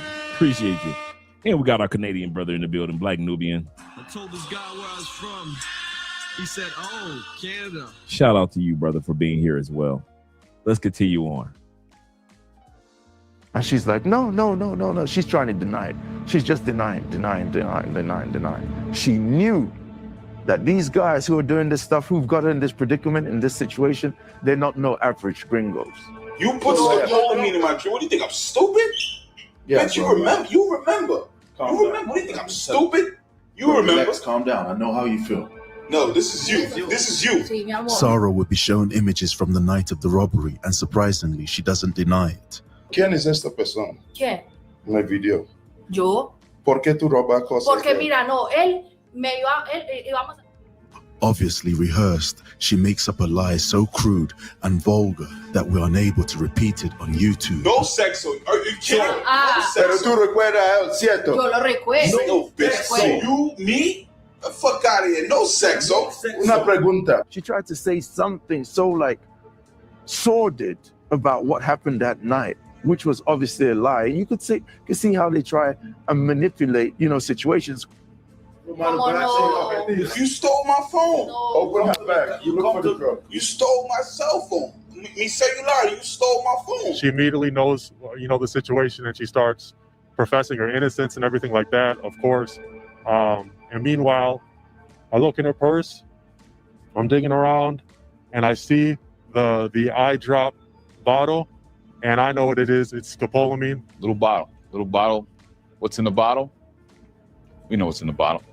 And that's when one of my guys, he presented me like from her bag, she had a little bottle. And I knew what that bottle is, man. Nervous at the discovery of a suspect bottle in her bag with the label suspiciously scratched off, she will claim they are eye drops. Mis ojos, mira. Ponelo. Scopamina? Son mis Ponelo. ojos. No. Son para mis ojos. Mira, yo sabe que es clonazepam, mi amor. No, eso es para mis ojos. Still denying that it's clonazepam, our guy will conduct a rudimentary test. Tú sabes, No, mira, mira. un momento.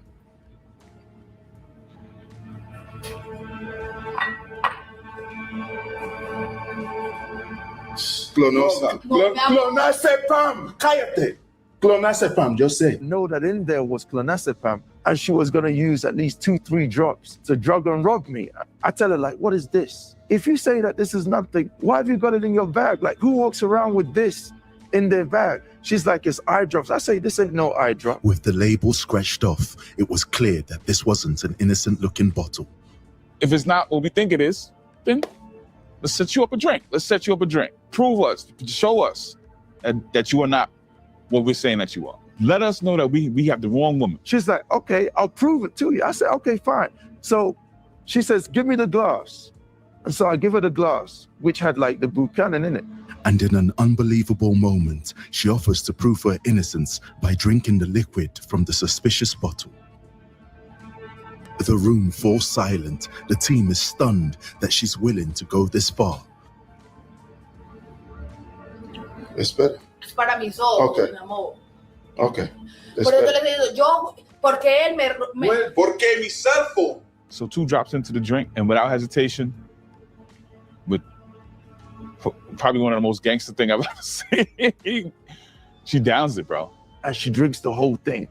And man, I swear at that moment, all of us, we just went quiet. I was completely shocked. I literally could not believe it. I was looking around like, are you guys seeing the same thing I'm seeing? Everyone was completely shocked. She actually drank her own drug.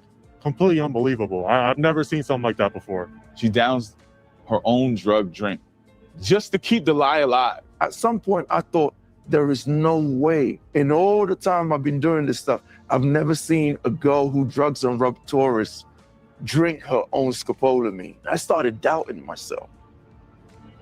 Yo tomo.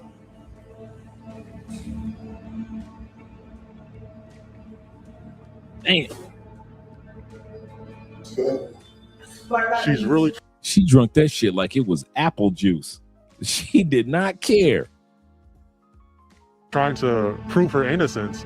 She's so committed to the lying bit, that she actually drinks her own drug to prove that she's innocent. If she's willing to like protect her crime by drinking something which is poisonous, harmful to her, she definitely doesn't care about your own life. You put Scopolamine in my drink. You remember. ¿Por qué tú robas cosas de él? ¿Por qué tú robas plata de él? No, yo llevé el celular, yo vendí el celular y ya, pero yo no. No, porque ¿a quién tú vendes este celular? A un amigo. Un amigo, él quita el dinero. ¿sí? No, pero yo no sé. And have you on video. Look in the bag. Keep looking in the bag. This girl's a thief. With the police now on their way, the team will make another interesting discovery as Sarah continues to protest her innocence. Mi amor, yo contigo no iba a hacer esto. Es que yo fui porque... Mira, siéntate. Eso es una célula falsa también. The team will discover a fake ID which Sarah has been using, which coincidentally matches one of the names she uses on Tinder. From this side by side, you can see the photos look similar, easy to fool any victim. I don't know whose ID she was using, cellular, but trust me, it looked like her, but it wasn't her. And that's how these girls, they get away with a lot of stuff, because they have somebody whose appearance looks similar to them, but it isn't them. Trying to piece things together, the team presses Sarah about the ID found in her bag. ¿Por qué tú tienes una célula falsa? Eso no es cédula falsa mía. Eso no es tú. Esa soy yo. Míreme que esa soy yo. ¿Cómo así? She acknowledges that the ID is fake, but insists that the picture is her. This shit is sad, bro. There was no money involved. You came, you ate food, you went on a date. Calm down. Said there was no money involved. You stole from me. You erased all my info. We're in the same room after however many weeks, and I don't know. I don't know how I felt. Ese no es este. As Sarah seeks to prove further evidence of her innocence from her phone, it's at this moment that the team realize that they'd been speaking to a man posing as Sarah all along. The discovery was made by a guy when he would text Sarah's phone and she responded, but the response didn't come from the phone she was holding. Besides, why would she respond, "Hello, my love," given the current situation that she's in? And so from rigorously checking her phone, we were able to determine the man speaking on her behalf. With the police now a few minutes away, Sarah is probably reflecting on everything. Entonces, ¿cuántas personas que tú drogas? Sí. Tú no sabes, ¿no? Pero bastante. Tú sabes que muchas personas murió por eso. Muchas personas acá en Colombia. Extranjeros, colombianos. Tú piensas que lo que tú haces es bueno. Entonces, ¿por qué tú lo haces? Her head down in shame, but it's most likely the shame of being caught, far from any feelings of remorse.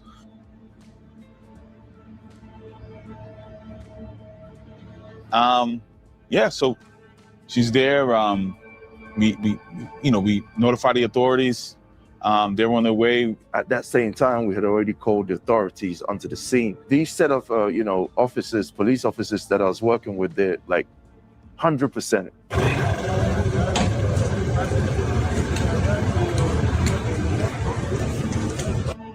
At about 10:30 p.m., the police will arrive at the apartment.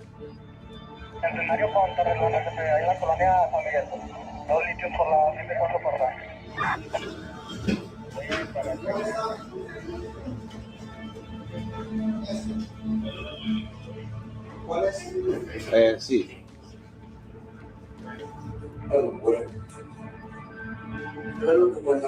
Our guy would explain the situation to the officers, who quickly noticed the suspicious-looking bottle. Esto es clonazepam. Porque ella... They were really, really professional. People that criticize Colombian police, but I can tell you this, there's some really good, honest police officers over here who want to see the city of Medellín be better and do better.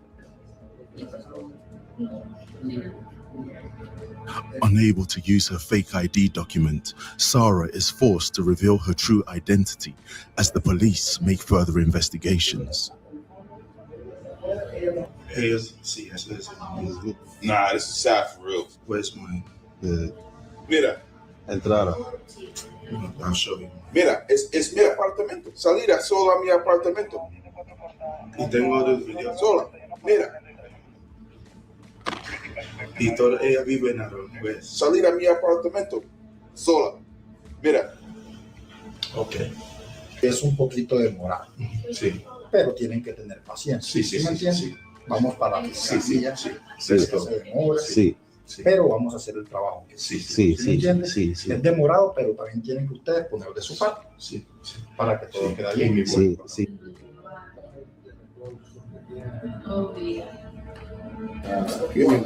Hoy realmente Sí, yo sí, pero vea, pero por eso, mire que tiene una denuncia. Muestra cómo tiene la denuncia, nombre de quién.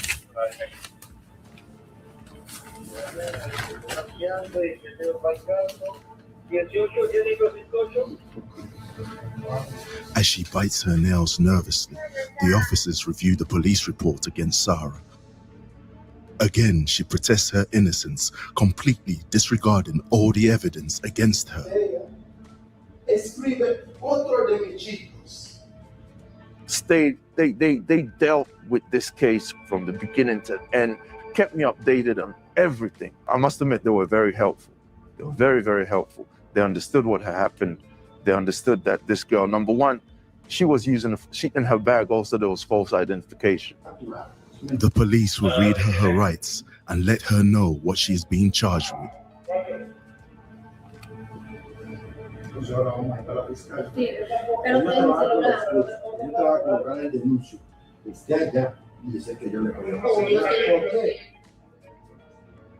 She's informed that she'll be going to the prosecutor's offices for further investigation.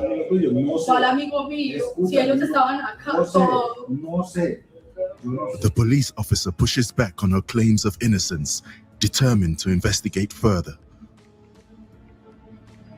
To our surprise, they took it very, very seriously, which in Colombia, you just never know. Like sometimes the police can approach things with some level of bias because we're foreigners or whatever the case is. But yeah, they took it very, very seriously, took her into custody. Y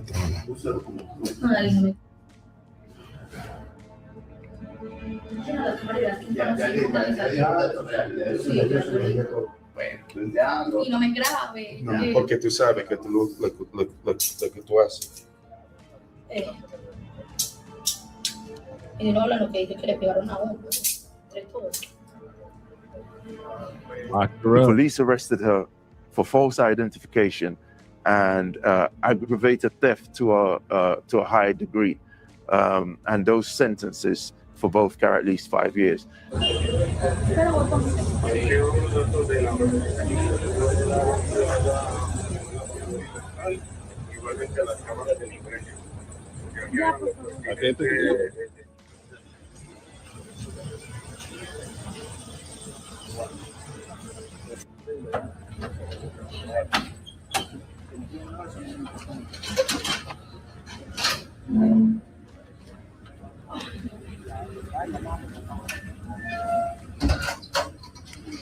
They took her into custody, and you know, she had to go through the processing and everything like that as far as the full extent of the law.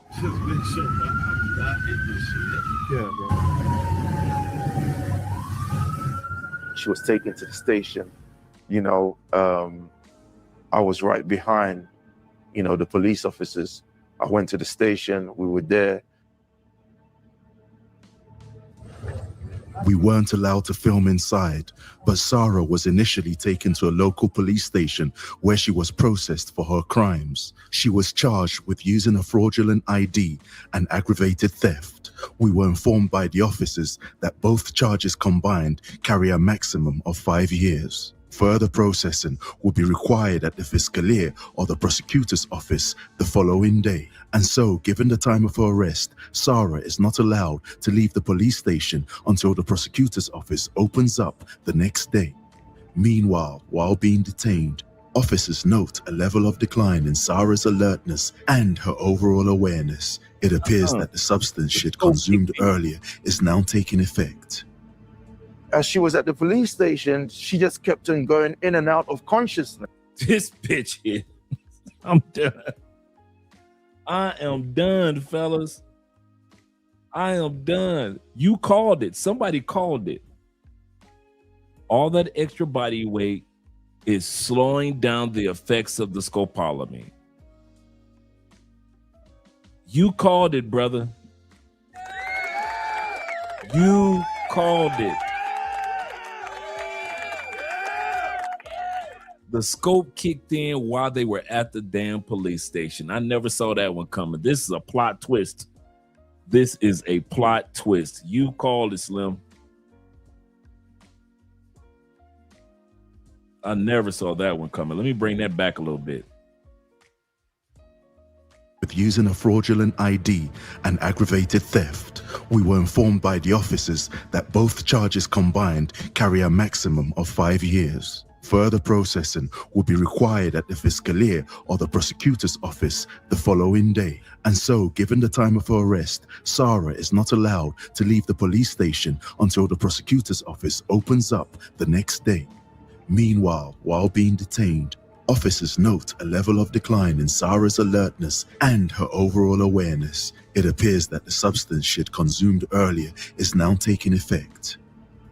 As she was at the police station, she just kept on going in and out of consciousness. This was my first time, like, witnessing in real time the effects of scopolamine.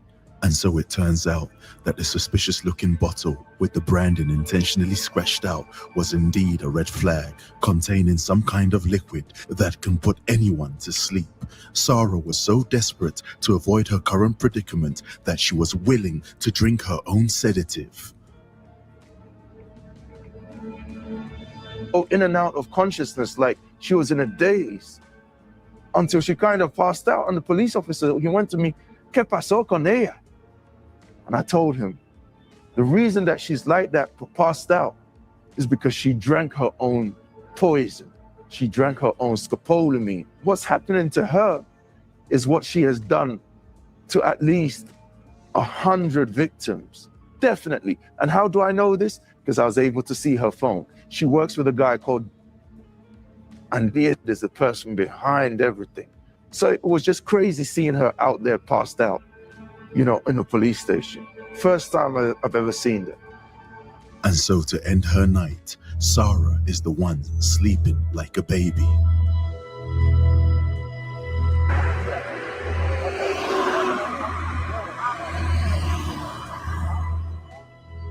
When we finished doing the bust, I went back to the trap house that we stung her in to try and get back my bottle of Buchanan, because I wanted to celebrate with the guys that we'd got this girl, right? So I went back to the apartment. I don't know what I was thinking, but out there was a taxi in the corner.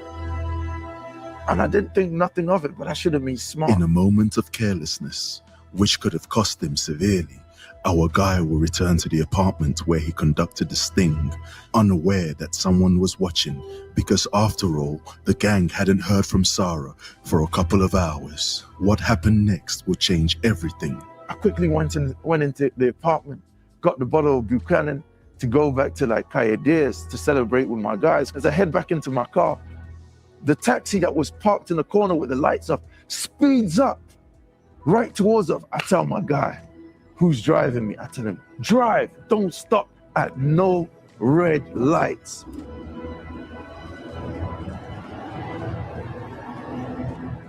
This taxi followed me all the way to Cayades, right behind us. He then at Cayades parked at the side of us. Man, I just took my bag from the car and I ran. I was wearing all black. I ran with the bottle of Buchanan. I ran. The taxi driver, obviously, who was working with the girl, he couldn't stop his car right there. So I ran, met my guys, changed into a white t-shirt, and that was that. Attempting to box our guy in, he will run away from the taxi driver who was chasing him, thinking it was all over. 3 days later, he was tracked down again. I knew that he knew who I was. And I told him, this was about like 4 a.m. on the street on Calle 10. I told him, you know what your girl did, what do you want to do about it? We had a discussion for about 30 minutes. It started getting heated up. And then the police came. And then the police kind of like separated us, you know, took his information, took my information. He's got no criminal counts against him, but he definitely works with those girls. So it's very, very dangerous, this stuff, because they're all connected, they all work with each other. And you know, it's just crazy. It's just crazy. Come on, Obi Land, you can't afford to be slipping like that, man, over some liquor. I understand the alcohol was worth it, but it wasn't worth it. You can't be making them slip moves, man. Once it's over, it's over. Don't be going back to those spots again, brother. Not like that. And that craziness would actually start a week earlier when Fritz, now working with the Obi Land team, will help bring another Scope Queen to justice. I would have thought for sure she would have recognized me from the viral video, and she obviously didn't.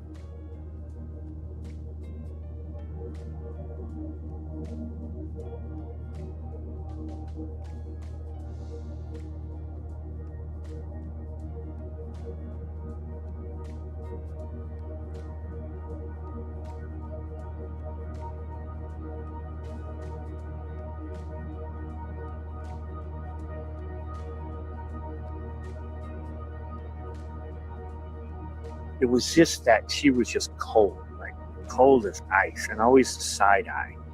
Never smiled, never smirked. I mean, she just had the look and feel of just a killer. I mean, you could tell this girl could murder you and just walk away and enjoy the rest of her evening. If you like to see what happens next, keep watching this channel.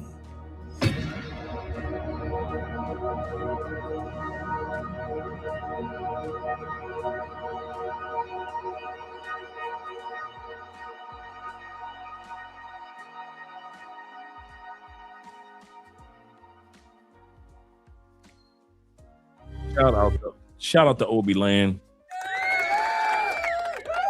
Shout out to Obi Land. Another plot twister We'll be looking forward to your next video, Obi Land. I'm going to make sure that I get the PayPals over to you, brother. Shout out to you, man, for this particular episode. And shout out to you and your team for all the work that you guys are doing. Shout out to you for all the women that have been taken off the streets. Some women have made it back, but most have not. That's a good thing. And shout out to all you guys that are here and ladies that are here that are watching this particular episode, because at the end of the day, it is all about lessons that need to be learned. That's what it's all about, lessons that need to be learned. And one of the top lessons is, guys, we got to stay off the dating apps. When we feel our spidey senses tingling, let the female go. Stop doing things out of boredom, because all of this would have been alleviated in this guy's life if he hadn't just been bored. Remember, in the beginning of the video, he said, I did all this. I reached out to this woman because I was bored. Find something else to do in foreign countries if you're bored. Find something else to do. But getting drunk with pay-for-play chicks or getting drunk with chicks, that is not the way to do it. But Slim called it. You called it, bruh. You called it. He said all that fat is causing the drugs to slowly take effect. Next thing you know, this chick is putting her life on the line, knocked out in the county jail. I've seen it all. I have seen it all. He said he was more than bored. He was desperate, and that's what it was. That's exactly what it was. They look at themselves like Colombian Robin Hoods, stealing from the foreigner and giving to themselves, the poor. That's a good point. That's a good point. So yeah, they do sentence them. They really do sentence them. Donna says this: shout out for you guys coming together and sticking together and showing love for one another. Appreciate that. Really do. Appreciate you being here as well. You come through as often as you like. Definitely, guys. Most of us are not like Mike in the video. We're not victims of any type of self-inflicted crime. I know that if somebody were to say to me, well, what do you mean self-inflicted? I mean that it could have been alleviated by self. That's why I say self-inflicted. There are crimes that we just don't have any control over. Somebody just pull up on me at a grocery store and they say, hey, give me your cell phone. That's not self-inflicted. It's a crime. It happens. It's part of life sometimes. But if I were to go in an area that I know where I could get robbed and then I get robbed, okay, Andre, now it's self-inflicted. You did that on purpose. You knew what could happen and you did it anyway. So when I mention to you guys, man, stop committing self-inflicted crimes. Things will go better for you in these countries, not just Colombia, Brazil, and the United States. Things will go better for you. Shout out to you guys. We got tomorrow's episode, Thursday. He said, these Colombians are pros. Absolutely correct. They use networks and information like it's like the CIA. They're one step ahead when you think that they're not. The key thing is that you think that they're not. I kid you not. As long as we think Colombia is third world and the people are stupid, that's what they want you to think. The best camouflage that Colombians have is pretending that they don't know what they know. That's the best camouflage that these cartels and these criminals have. The fact that you think that they're stupid when they aren't. Yep. He said, but they're stealing from the wrong rich. Facts. They should steal from their own rich. I can't say facts, but facts. He said, if you're a Colombian willing to scope herself to convince you that of her lies, That's demonic, soulless savage. She could have easily died, but she didn't care. She could have easily died just as fast as any of us could die from being scoped. And she literally didn't care. My brother say, but they're stealing from the wrong. Yeah, I read that one. Shout out to Casual Germ being in the building. He says this pieces. Yeah, absolutely correct, man. He said Americans tend to think that they have all the game. No, these foreign women have game field advantage. Good way of putting it, brother.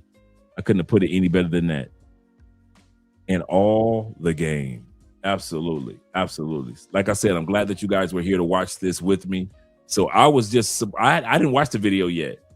So I was just surprised at the plot twists as you guys were.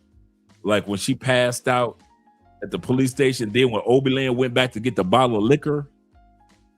I'm like, what? My man just been sitting in that taxi, just steaming. My man been sitting in that taxi the whole time, steaming that his money had gotten messed up for that night. He was hoping somebody would be dumb enough to come back to that apartment. Hoping that they would. Here come Obi, no mask on, going to get the liquor. Yeah, she drank the poison. So she has a low IQ and is built like a fridge. Absolutely correct, man. Absolutely correct. He said, this is the loneliness that creeps. That's the loneliness that creeps in. That's when you get desperate and go on these dating apps. Oh man. He could have did anything else that night. Shout out to Rafi in the building. Rafi said, I hope that they got the man she was with too. But that was a taxi driver. But the other guy who was the one that was kind of like on the other side of the app, I hope they call him too. You're right. Because there was 3 people that were involved. Her, the taxi driver, and the initial person that was doing all the texting and everything other than her. Zeta says they are everywhere as well as they are horrific corners. I didn't see that. I didn't get that last part. Corners in plain sight by hidden as well. He said, I meant to say around the corner. Okay. Yeah. Okay, cool. I'm with you.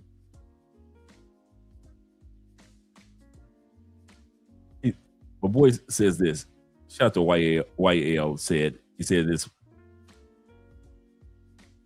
He said, to make it even worse, she was calm about the whole thing. She was calm. That's the different types of tyrant that you don't see every day. I kid you not. She was calm. She took that. Did she not take it to the head like it was apple juice?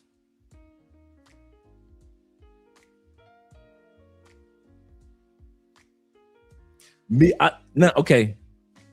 Put a 1 in the comment if you thought like me. If it's eye drops, put it in your eyes. Go ahead, mama. If it's eye drops, go ahead, put 2 in this eye, 2 in that eye. If what you about to put in is eye drops. That's what I was thinking. They thought ahead of the game.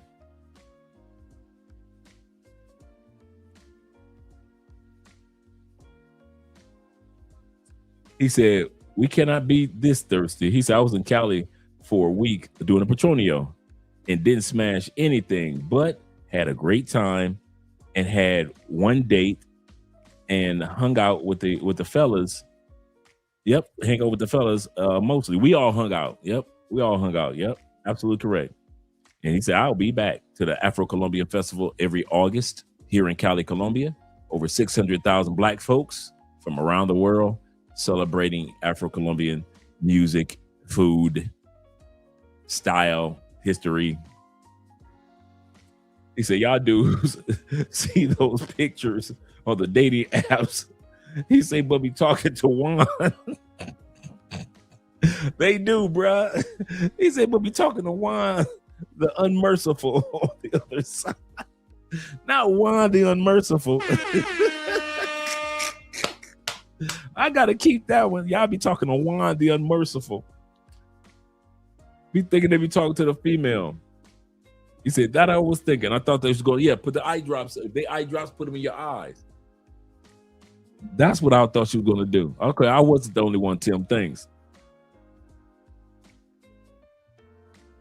She was at work for her boss, who should be arrested as well. Absolutely correct. That was a good one, man. He said, didn't smash. He said, Fisher Kobe said, same here, same with me. He said, didn't smash at all. Met a girl from Cartagena and that had moved to Cali, and we went on a date. Yeah, man, just enjoy yourself. Bruh, I'm going to tell y'all something for real. When I started coming to Colombia, I'm going to tell you one things I did not put on me that a lot of Black men and even white men put on themselves. The pressure of smashing a bunch of chicks. Man, I did not put that pressure on me. I had trips where I smashed. I had plenty of trips I didn't smash nobody. I had a good time in Colombia, bruh. I was not going to sit back and get off that plane and put that pressure on myself. Dude, I was meeting chicks and wasn't smashing. One chick was like, you ain't gonna hang with me tonight? I was like, nah, girl, I'm sleepy. What? She was bad sister in Medellín. I was like, nah, I don't feel like hanging out. I'm going to bed. I'm going to sleep. I'll call you I'll text you in the morning. Yeah, I don't put that pressure on me like that, man. Some of you dudes be like, man, it's been 3 days. I ain't got no coochie. I must thrive. No, I ain't never did it like that. I'm with my man Tim and with Official Kobe and with Slim. I ain't gonna put that type of pressure on myself. I'm gonna go somewhere, have a good time, and I ain't gonna trip. If it happens, it happens. If it don't, it don't. I don't.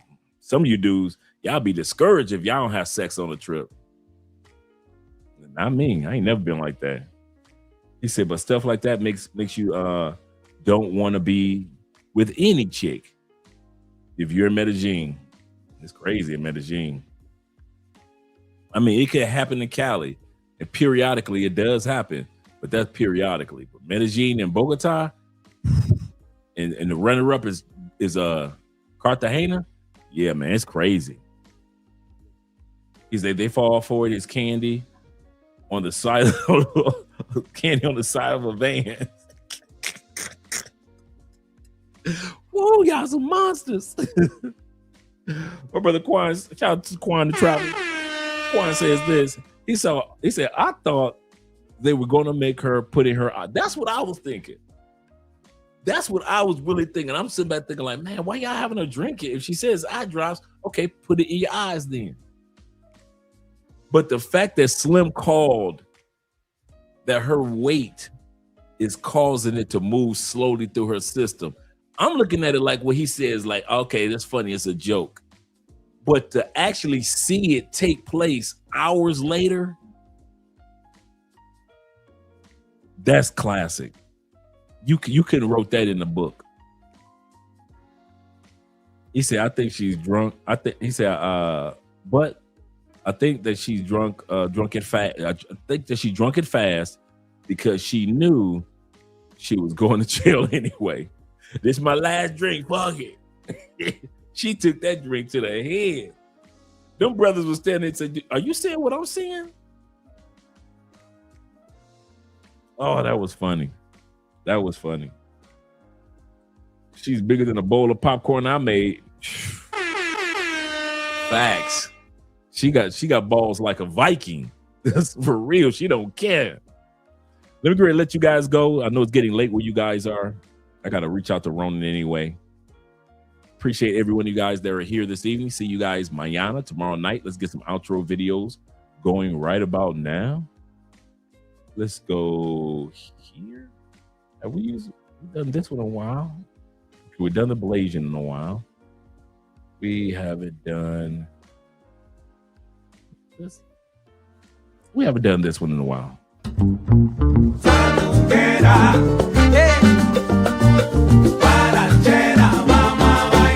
Vamos a bailar. Sandunguera. Guarachera, vamos a bailar. Ay, la sala está llena de gente, cuerpos sudorosos acá. La pista está hirviendo, pero te destaca mamá, brillando como una estrella.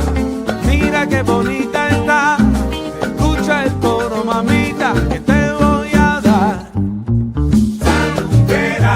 Sandunguera, guarachera, vamos a bailar, vamos a bailar. Guarachera, vamos a bailar. Ay, siempre un paso para adelante, después un paso para atrás.